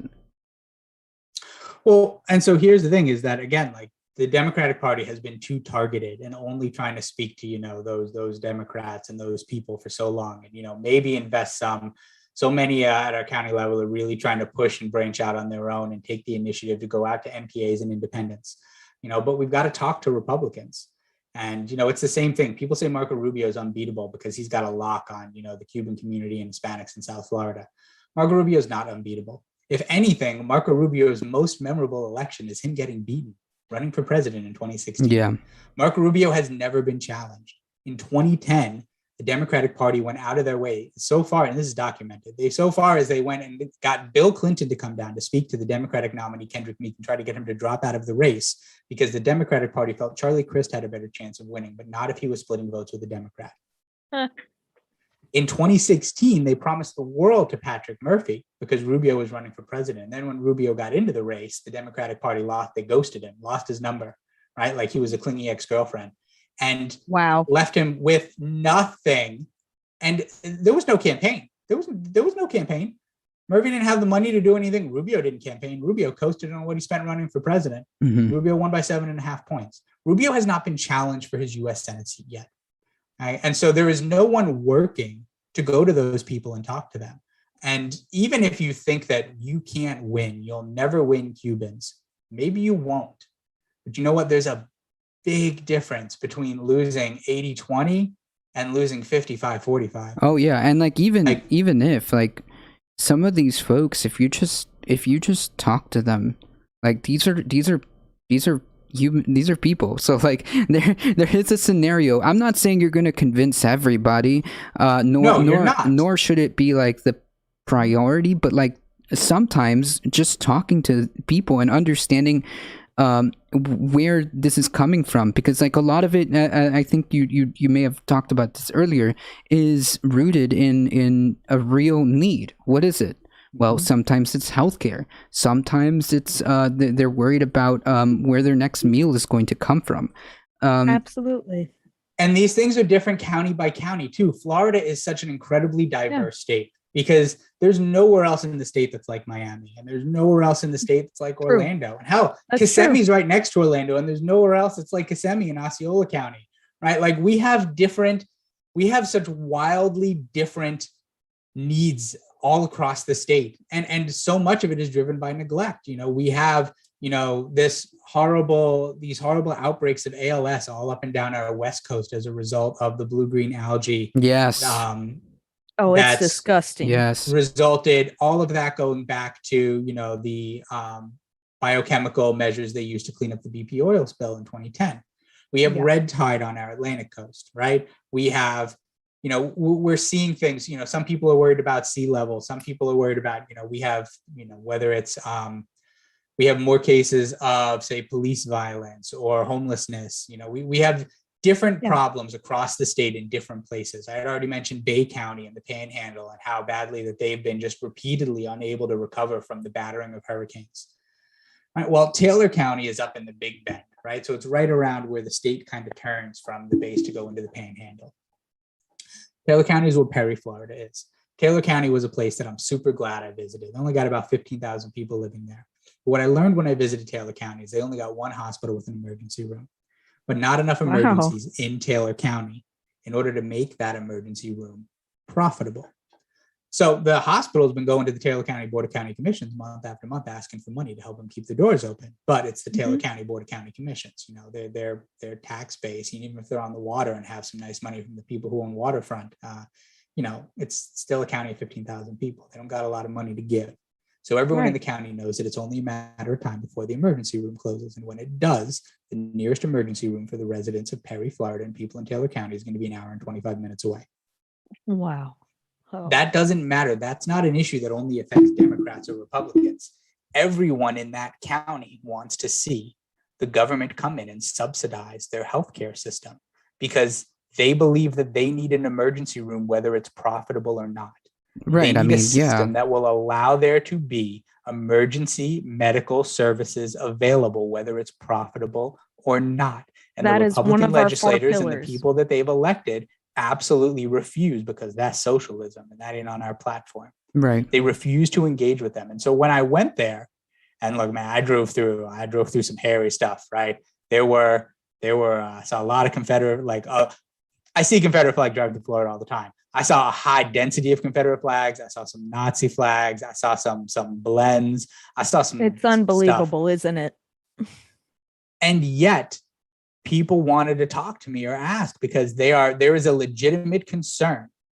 Because that car accident won't care if you're a Republican or Democrat, right? Which is the nearest emergency room's an hour and 25 minutes yeah. away. So that was my point. Or how about when I couldn't? Yeah, how about when I couldn't breathe just a couple weeks ago here? Yeah. So if doesn't matter who you are, right? And I think that it's key to try to that may end up just even regardless that might end up being a way of kind of short circuiting, I think, extremism, because that's another concern, right? I think that it's a valid concern, and I think that doing things like this might help, especially if you focus on people. You to match your solution to their problem. Right. I agree. Yes, essentially what I'm saying. Yes. The Trumpian rhetoric. Trump said over and over again. And he called them the do-nothing Democrats. Mm-hmm. And the reason why that was so damn effective, because for years have been promising and not delivering. So like you mentioned earlier, much of people how do we know, you're just talk, when all is said and done, There's always more said than done. How do we trust you? How do we believe you? There's a lot of distrust. Republicans haven't been promising the world to anybody. So you can't say that they failed to deliver on it, but Democrats have, and they haven't. Right, which is a concern. That works. And so, these people don't believe that, they don't believe when they hear about a Medicare for all system, even if they were to listen in, even if there was some specialist who went on Fox News and sat through all the battery and assault and bullshit, to get their message out and get, 2 good minutes of trying to explain it and educate people. They don't believe because they have nothing to back it up. But you got to get there in person and you got to match that solution to their problem. Right. Yeah. Let them know that this is the thing that will solve their personal problem. Yeah, I think that's probably they're an not effective watching. strategy. Republicans in Taylor County aren't watching A Difficult Truth on Twitch. Right. Nope. Right. They sure aren't. Right. Too many of our progressive forums are echo chambers. Yeah, wait, that's actually a very good point. Why you have to get out and talk to people. Yeah, no, I agree. Of course it varies because online communities have, like, this is just how online communities, and I would say probably one of the reasons why we're like this is because large social media companies encourage this type of stuff because it brings in viewers, clicks equal ad money equals good.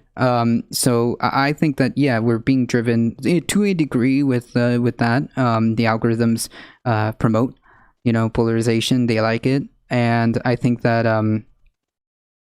there is a point to what you're saying, and at the end of the day, it's to do good, right? At the end of the day, is you do want to do the most amount of good for the most amount of people, and I think that as a representative, that kind of should be your priority. Servant leader. We need servant leaders.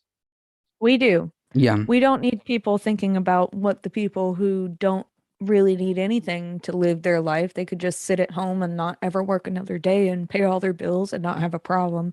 Those are not the people who need to be making the decisions for everybody else who goes out and works 10, 12 hours a day just trying to make ends meet.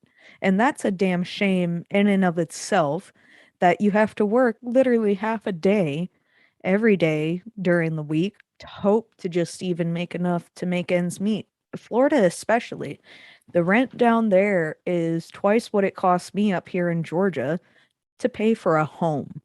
That's disgusting. Yeah, I mean, I pay more in rent than you do. And, You do. and- You Yeah, pay and it more in goes to, rent than you my know, mortgage. Goes to And the don't idea of the get child anything tax out of it. credit, which is to say that, a single parent cannot on the minimum wage afford to, feed their child and afford to live in this country on minimum wage. So they have to work two jobs.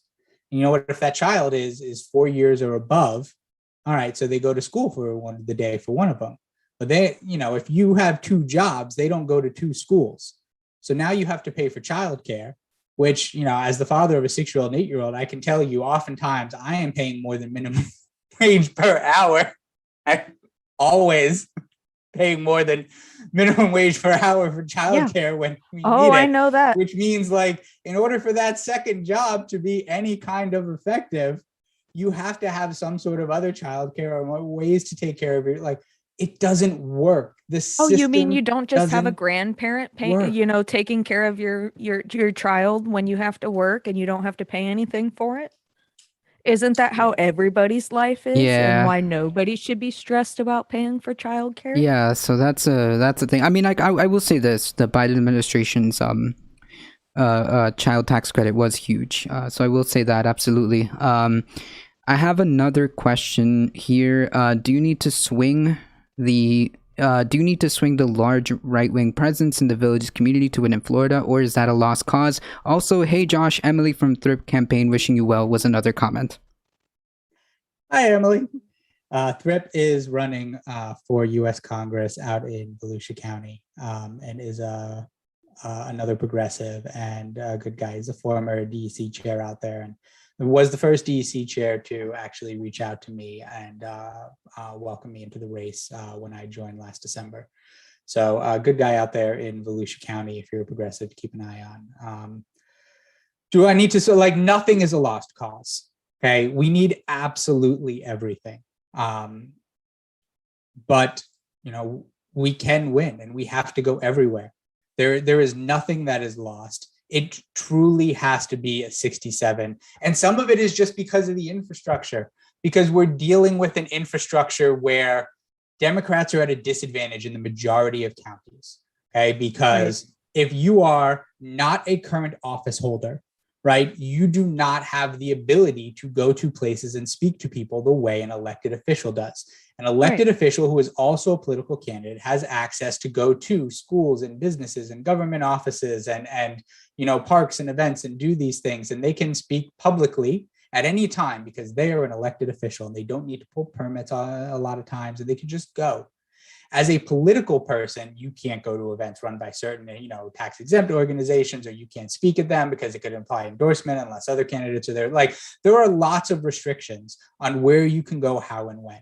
And when our state has been so badly gerrymandered and voter suppressed, so that way we have, and the Democratic Party has failed to support candidates in so many counties, we're talking about a majority of counties. We're talking about 40, 45 counties across the state that have no Democratic representatives at all, which means there is no one who can freely go and speak and stump for statewide candidates.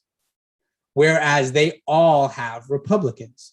They have that message going everywhere because there are city councilmen and county commissioners and state house reps and state senators and US congressmen and all these people who are in unanimity on that GOP bandwagon, and they're going to be going for DeSantis and they're going to be going for Rubio.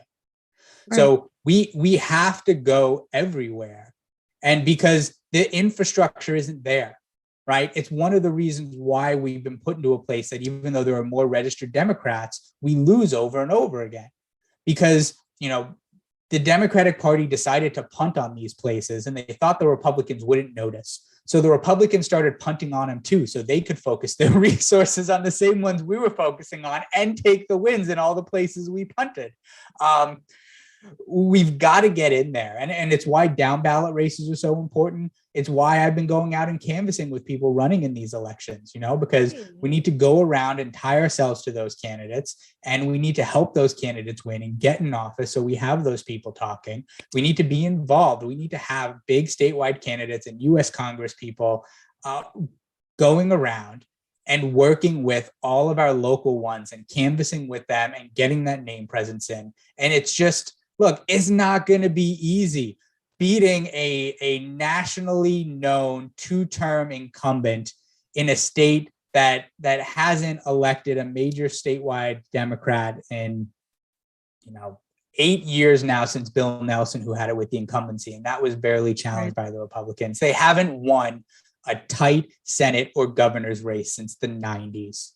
Yeah. Okay. The Democratic Party has not won a tightly run race for Senate or governor since the 90s. Do you think that might be a problem? As you were saying, how I feel like it becomes some type of team sports kind of mentality, and it ends up saying, leadership ends up deciding, well, that's not worth it. We need to focus on X, Y, or Z, and of course, everyone digs their heels in, and they just focus on their people. And I feel like that's part of a problem, right?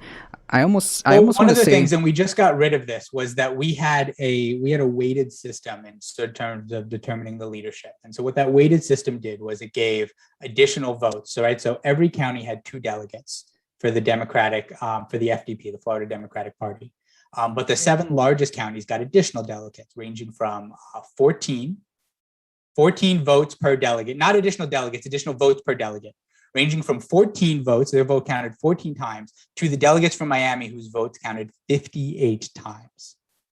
Now, when you add up the weighted votes from those 7, it was more than double what you got from the other 60 counties, which means that if the majority of the large 7 counties wanted something, Miami and 1 or 2 others, it was a done deal. Yeah. And that was the system. Disturbing. It took delegates from Miami voting against that to just narrowly edge it out. Wow. And get it overturned. So now we still have somewhat of a weighted system, but it won't be as egregiously weighted.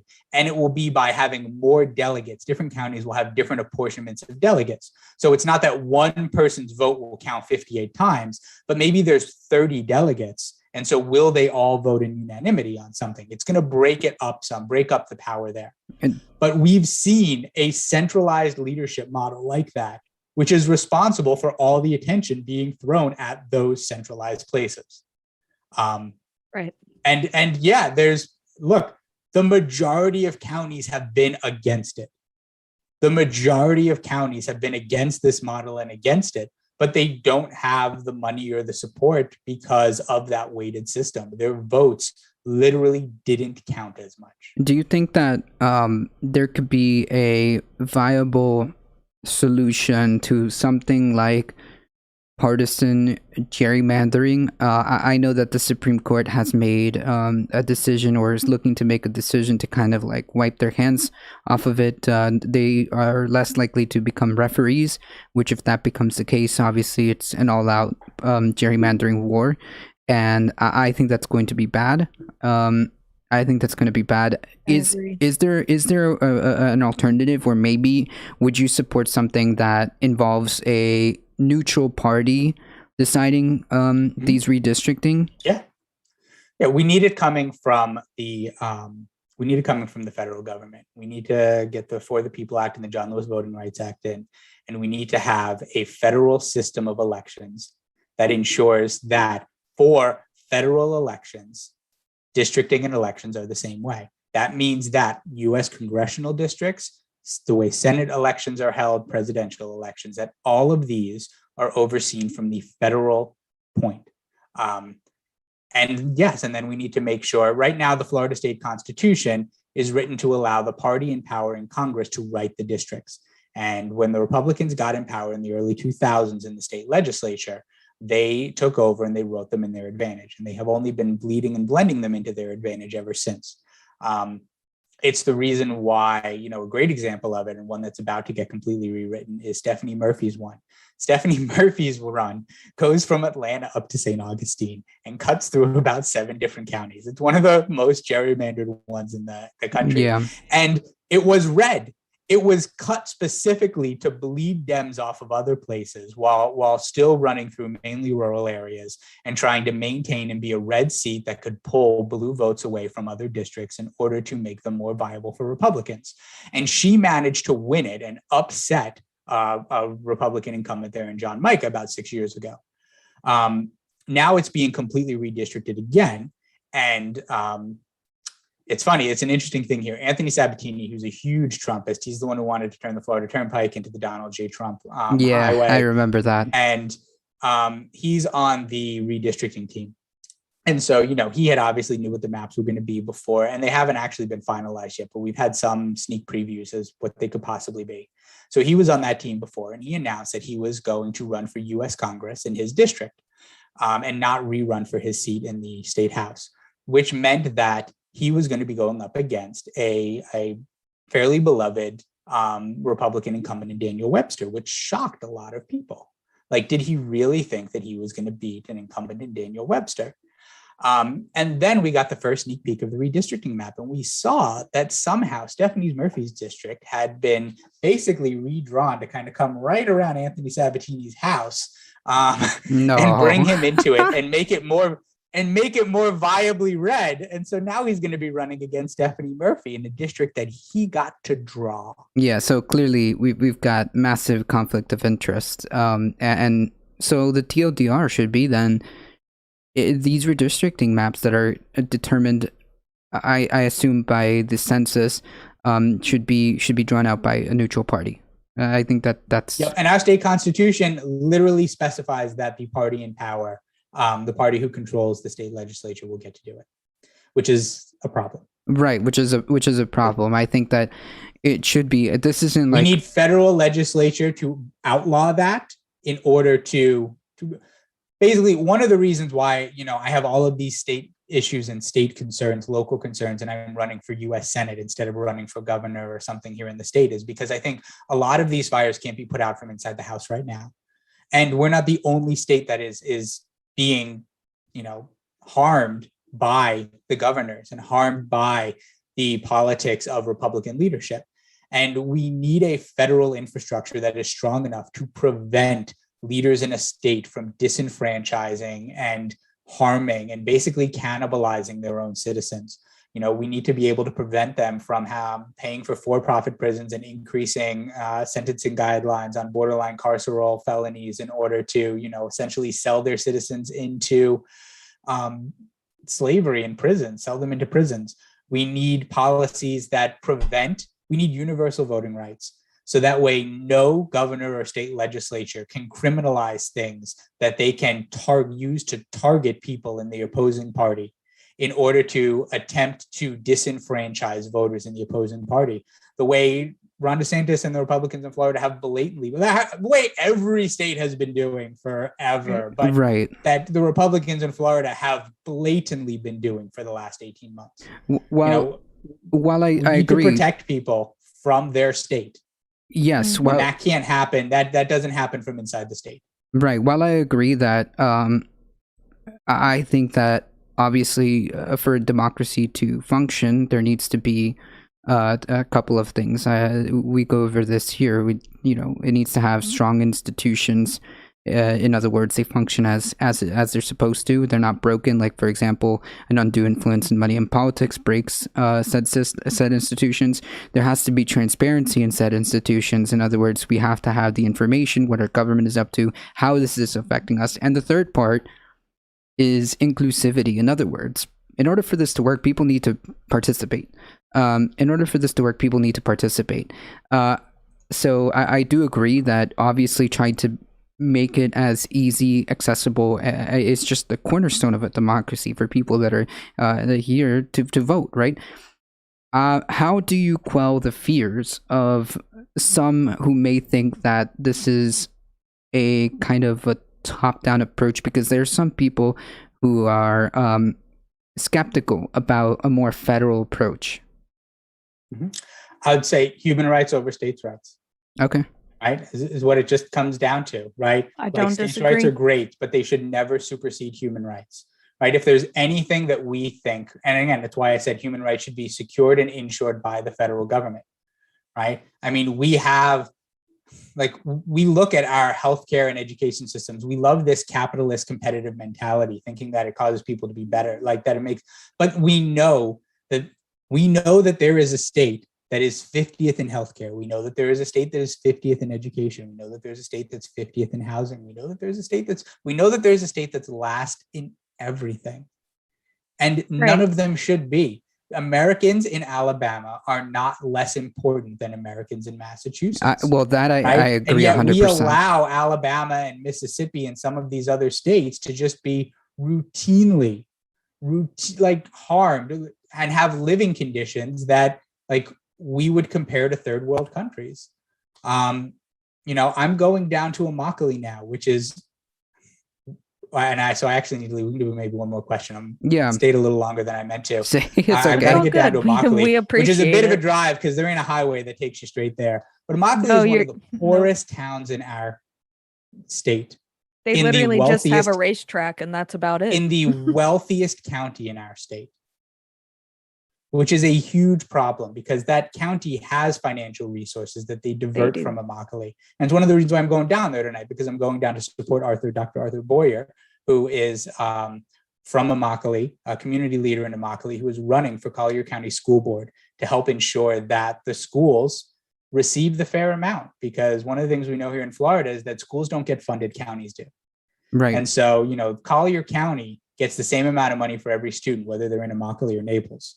Collier County doesn't distribute that money equally to Immokalee and Naples per student. And so, we need to make sure that those students out there have a voice, and because it's an at-large seat, countywide race. And so, got to make sure that they have representation and get the resources that they need. So I'm going down there to support Dr. Boyer tonight. And it's a bit of a drive. Awesome.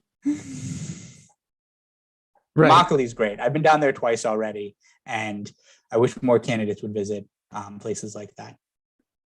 You would think they would.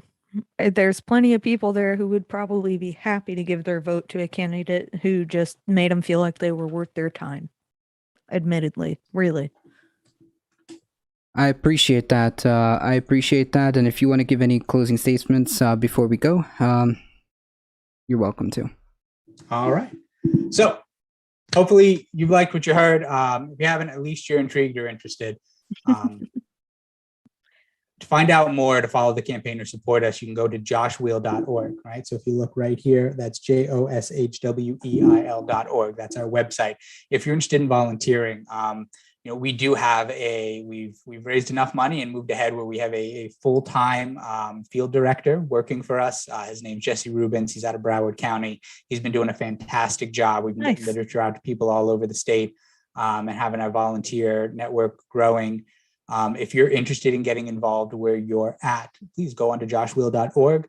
There's a button for how to volunteer, and you fill out a little Google form, and Jesse will get back to you in 24 to 48 hours. If you want to donate, there's a link to our Act Blue there. Obviously, you can just Google search Josh Wheel. You can just search Josh Wheel on Act Blue, but there's a link there to donate as well.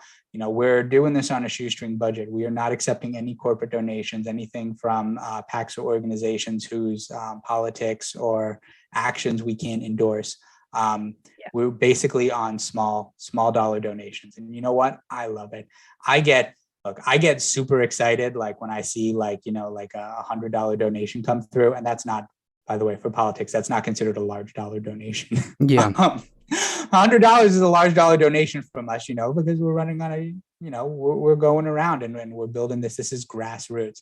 I get just as excited when I say $2, $3, $5 donations, because I know that these are people who just wanted to give something even though they couldn't. These are people who believe. We want you to get involved, be a part, help out.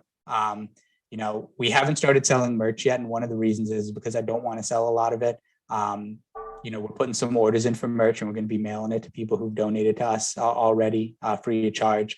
So, go on, get involved, read more about me, read our platform. It's joshwheel.org. You can follow us on Facebook and Twitter at Wheel for U.S. Senate, WEIL, the number 4 U.S. Senate. And you can catch us on Instagram and TikTok at Josh Wheel for Senate, Josh Wheel, FORSENATE.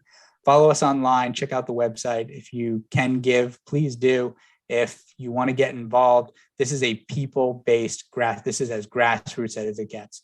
We need people talking to people. That's the only way to break through all of just the political garbage that's out there. And we need your help. I can't do it without you.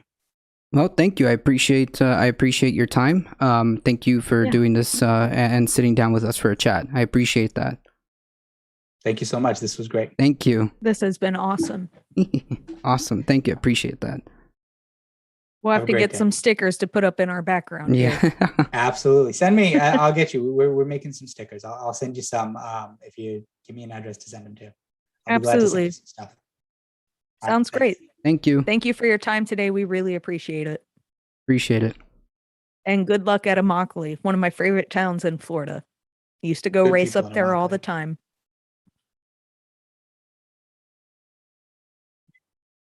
All right. Thank you, Mr. Josh Weil. That was senatorial candidate for 2022. Thank you, Billy Bob Ben, for rating just in time for the ending. Wow. Don't worry, thank you, Ben. We'll be cutting this up, and there will be the VOD, so don't worry about that. This has been an awesome episode. I expected about maybe 30 minutes out of that interview, and then we'd be on to our usual content.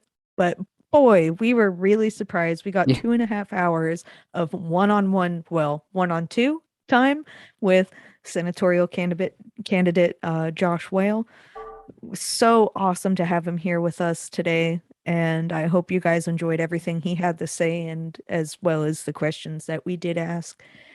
If there was anything that we missed in the comments, be sure to send us a private message, and we'll see if we can't maybe send a request for a response and post it up in the next video. Cool. The Blomp attacks. Thank you so much for the raid. I appreciate all of you guys hanging out. I'm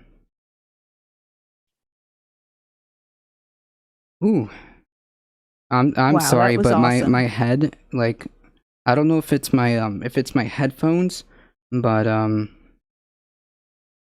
my head really hurts for some reason. Ooh. Is it the beanie? Is it cutting off your brain circulation? Is it? No, I've been able to manage the power of the beanie for quite some time. So I think I've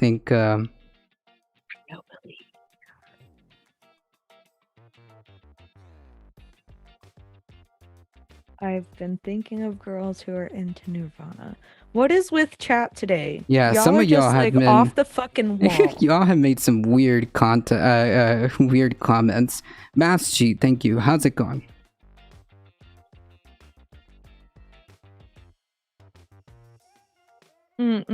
I can't even with y'all. I just can't.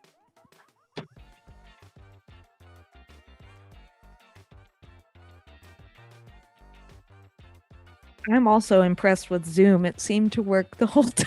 Yeah. Like my video froze a couple times and I turned it on and off and it was fine, but aside from that, it seemed to work fine.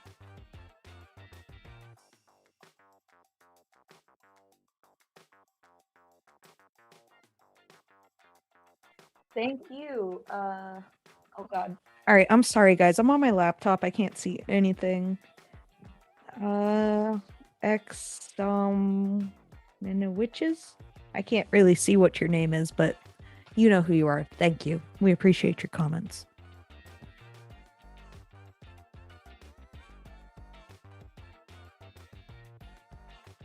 You would be happy too if you had as many problems as we normally do on Saturday. It's incredible how either one of us can stream independently of each other and not have a single issue.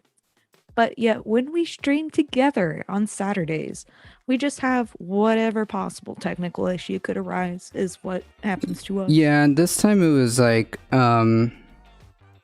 it was a lot less. It was a lot less problematic. I 100% agree with Super Collider.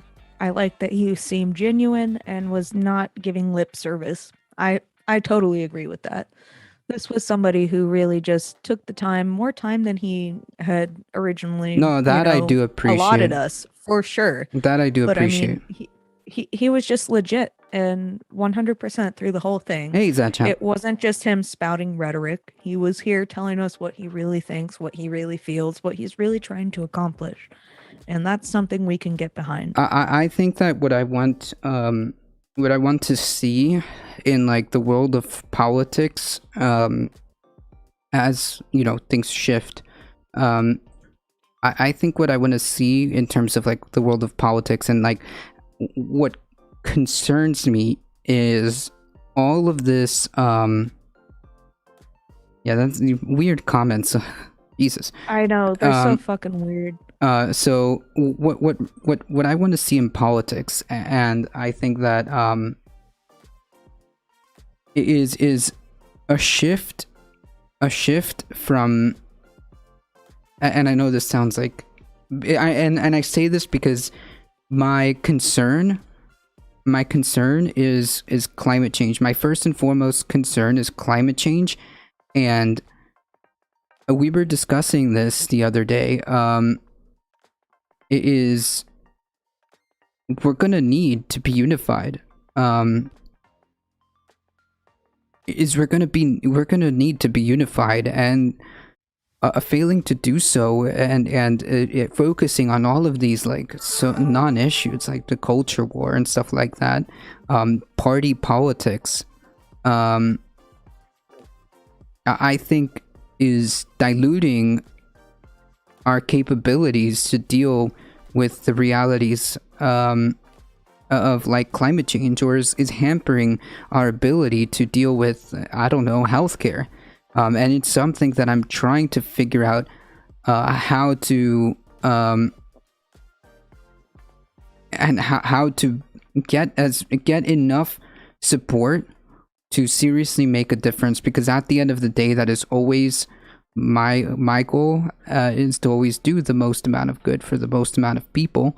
I do want to make this a better place. I do want to increase or maximize happiness. I do think that people deserve food, housing, education, and healthcare, and I think that it's not a hard ask.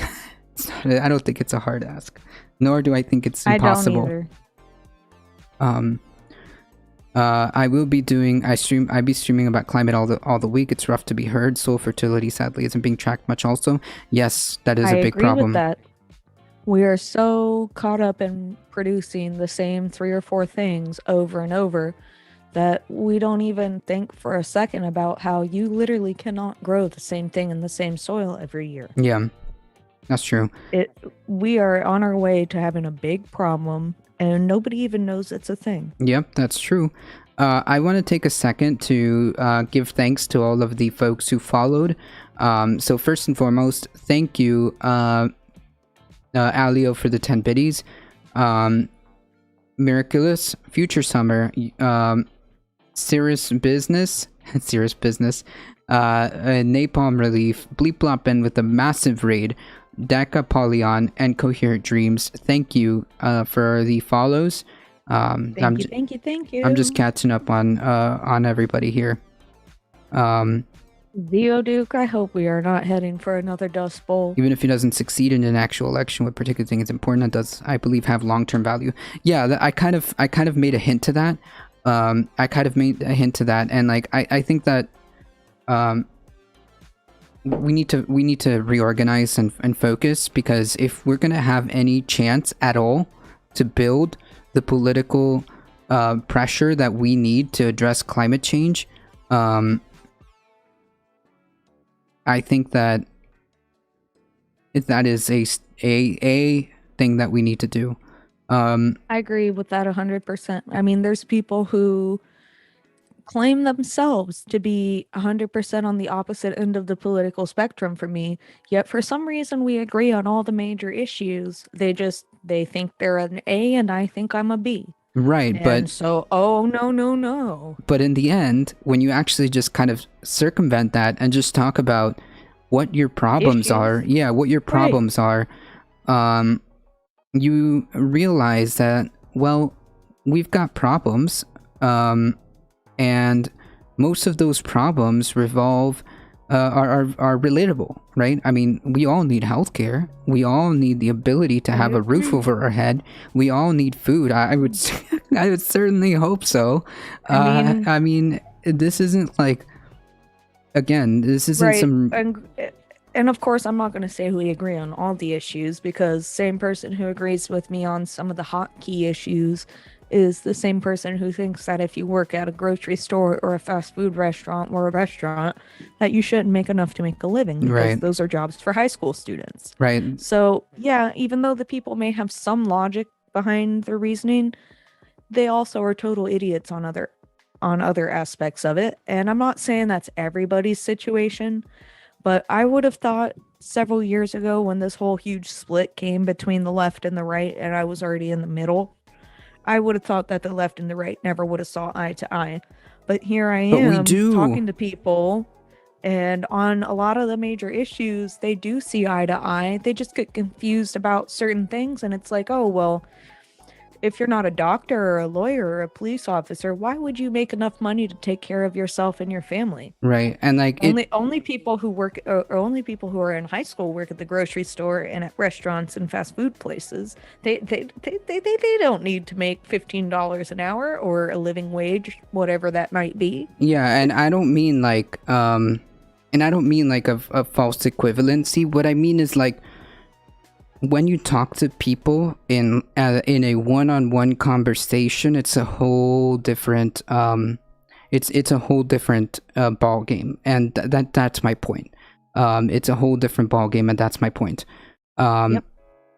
And I think that it is imperative that we do everything. Like, this is a all hands on deck kind of I agree. kind of situation when it comes to climate change. And I'm literally at the point where I'm just searching for what to do in as quick as possible, in whatever tools that I have within the time that we have, to try to do something. Because like absolutely, it almost feels a little bit. I'm gonna keep fighting the good fight. It almost feels a little bit. Other people are or not. Right, and it almost feels a little bit like frantic, or I guess I would say the word desperate, to me. And because, like, I agree. As we go through, and all of chat who hangs out with us during the weekdays, the chat who hangs out with us in the weekdays can attest that as we look through this IPCC report, I mean, it has never been clearer. It has never been clearer what the plurality of science have have indicated, right? It's not some, you know, just like some random dude. These are like an international coalition of over 14,000 scientists that had came together and made these conclusions with the latest technology and models to provide these assessments. And it's like, it's not necessarily to be like 100% doom, but it's more of a inaction or failing to address it is leading us to catastrophe. And that's my main concern, you know. I appreciate you guys. I see some love in the chat. Thank you. Yes, this is a duo stream. Even if it's me in the weekdays, it is a duo stream. So I appreciate all of you guys. This all started as a dream, y'all. Yeah, no, unironically, one of these days I'm gonna bring back one of the old videos and I'm gonna put it, because now we have that capability. It literally started as many years ago. I wrote a song with this title, A Difficult Truth, and then several years later changed the name of Carlos and my band to A Difficult Truth. Yeah. And a few years after that, after studying broadcast in school, I thought to myself, well, shit, I think we could do our own show. Yeah. And here we are. Yep. It's been a wild ride, everybody. It really has. And yes, we all love Carlos's mom. True. Thankfully, updates. For those of you, last night I got like I almost got a mini heart attack. Because I was like, you almost gave me a heart attack. Yeah, because I was at work and I was trying to like work and like read what was happening in real time. But I got a text saying that, you know, hey, just letting from my mom, just letting you know that, you know, dad has tested positive for COVID, and I just want you to know that he is fine and that he is on Regeneron and all this other stuff. So I immediately started freaking out. But in my in my franticness, I guess, or anxiety, or just like I just wasn't able to concentrate on the work in front of me and the messages that were coming in. I didn't realize that the context of that was my dad's friend, which is my best friend's dad, which is if you guys have heard me talk about my non-biological brother, well, that's his dad. And his dad is the one that's currently suffering, that currently was tested positive for COVID. What they mentioned was that he had come into contact with the rest of my family. So now they are quarantining for, you know, precautions. But the good news is that all of my folks are fully vaccinated and stuff like that. So I suspect that the overwhelming odds are that they'll be fine. And the fact that my friend's dad is also fully vaccinated and is only experiencing mild cold-like symptoms from, thank God. Yeah, from heavy sore throat and some nasal congestion. Other than that, he's good. But man, what a scare. Like, what a scare, especially like trying to keep up with like work and then reading something dad, something COVID. I'm like, what? No. Rip. That I have never like experienced that like spike of anxiety. Ooh. That's crazy. I've been given many like crazier spikes of anxiety, so I can get it. Especially recently with my dad. Yeah, I know. Emergency room, not sure if he's gonna make it.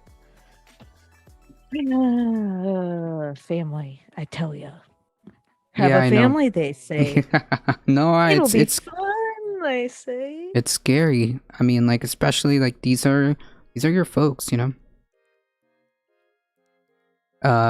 Joanna, Melissa, Joan Hart, Sabrina, the teenage witch got the Delta variant, fully vaxxed. Oof. Yeah, wear a mask. That's it. Yeah. When you're in that situation, I have heard of several people, not people I know personally, but like friends of friends who have gotten it, even though being fully vaxxed. And yeah, I think we all knew that was a possibility getting vaccinated, that we weren't going to be impervious to getting COVID. right? The hope was that if we got vaccinated against it, that we wouldn't necessarily die Yeah, if we got that's it. It's to I mean, avoid yeah, hospitalization. some people, I'm not going to say some people aren't very lucky. I know quite a few people who got COVID and it was like a head cold or even less for them. Right. That's also. Congratulations. I am so great that that was your experience. But that doesn't mean we can be complacent about this thing, because that is not everybody's experience. Some people get this and they never get over it, Yeah. and they just die, and that's the end of it. Yes, and the thing is, like, it's not just like the elderly folks, which unfortunately I'm sorry to hear that, Patrat. It's not just the elderly folks. There are younger age groups that are being affected, and it's like, dude, just take care of yourselves. Like, come on, like, be responsible, take care of yourselves, wear a mask, as Darknet said. Especially, you know, since we know that, well, at least that house did come into contact with somebody with COVID. Just wear a mask and isolate. That's it. I'm sorry, if I have asthma, bronchitis, and pneumonia, and I was able to wear a mask when I went to and from the doctor and the pharmacy, I don't want to hear your bullshit. Yeah, true. For why you can't wear a mask. I have asthma on a regular basis. True. Having sinusitis, bronchitis, and pneumonia on top of that, I still had to wear a mask. Right, you're going into the like, doctor and stuff. I wasn't exempt. Yeah. I didn't think I was gonna die from it. It didn't make breathing any harder. So I don't see why people are out there. I can't wear a mask or I'm gonna die. Yeah, no, it's all nonsense. I have asthma. I have allergies. Nah. Oh, I can't. I can't wear a mask. Nah. I'm gonna die. I can't breathe. I mean, there are some people like that. Give me a fucking break. You're full of shit. Before I forget, Heat says movie night, which tomorrow. Yes. Tomorrow. I might be down tomorrow. I'll be in Tennessee all day tomorrow. But if I get home at a reasonable hour. Yeah, I'm tomorrow down to we join can it. maybe set a time for tomorrow evening. I'll play it. Join us. I think a apt movie would be something I haven't watched in quite some time. Fern Gully. Fern Gully is a movie that is very dear to me, and I for obvious reasons, and I'm going to figure out a way to obtain it and do it for tomorrow. So yes, thank you, Heat, for reminding me. Those of you guys that are here, don't forget to join the Discord tomorrow. We'll have a movie night around the evening. Don't watch the second one. Yeah, I heard. I heard. So I decided not to, because that one was easily available. I think it was like on YouTube or something, and I don't know.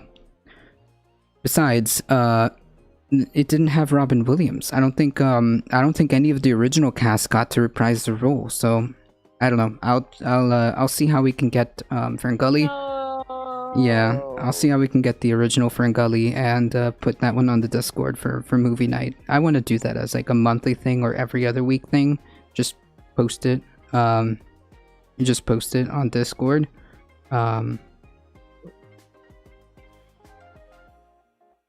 Sequels are BS usually. Sometimes that is the case. Anytime you tell me Robin Williams was in something and then he wasn't in it. Yeah, I think none of the original cast. Thank you. I don't care about the other people. Thank you for the follow, Patrat. I appreciate that. It is just about to be 3 o'clock. So I am going to start heading out. I appreciate all of you guys, because I have just an enormous the Galapagos. I have an enormous headache that I don't know. I don't know if it's the headphones. I don't know if it's the lights, but I have a tremendous headache. God damn it. Yeah. Why are you like this? So, folks, please check out the Discord. Follow. Join us on on YouTube. So exclamation YT. Do the sub, like, comment, subscribe. Do the YouTubes, do the Facebooks, do the Twitters. All of the social Yeah, medias. join us on TikTok. We're hippin' and hoppin'. Help us old folks out. Yeah, we're hippin' and hoppin' on TikTok, so make sure you follow us there. We do news and politics Monday through Thursday, 9 a.m. to 11 a.m. Eastern Time. Generally, we go over the news at this time. At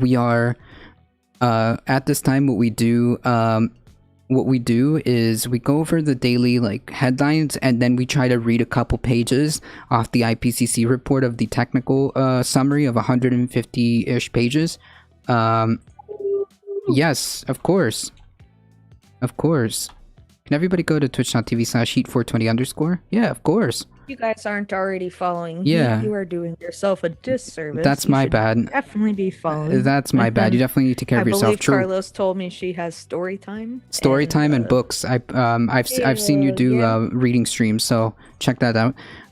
Furthermore, we do news and politics Monday through Thursdays in the AMs, so check that out. And we've been chipping away at the 150-page IPCC report, so check it out. Make sure you follow us. Make sure you sub to the YouTubes and all the social medias. I appreciate all of you guys hanging out. Thank you so much for the raid. Thank you so much for all your support. Thank you for hanging out here. And as always, please wait. Hold on. We got a dab. We got a dab. Yeah. Gave you 3 dabs. Oh, 4. Yeah. Shit, I threw in an extra one. That's okay. Or 3. Candy Monet, thank you for the follow. As always, please take care of each other. Please stay safe. Please stay safe. We love you And all. we'll see ya in the next stream. See ya. Hang tight with us, folks. I know you guys, Bye. most of you guys came from Ben's community, so hang tight for that raid wave. Hang tight for that raid wave. You know what? You know who I haven't seen in a while? Let's go to Tina. Tina? Oh, Tina too. Yeah, let's go. Make sure you guys show some love. And I believe they're on a partner Don't push. do anything we wouldn't condone, or we will come for you. I am everywhere, okay? No, I'm kidding. And nowhere all at once. That's right. All right, folks, we're heading out in 5, 5, 4, 4, 3, 2, 2, 1. 1. Let's go. Bye. One of these days.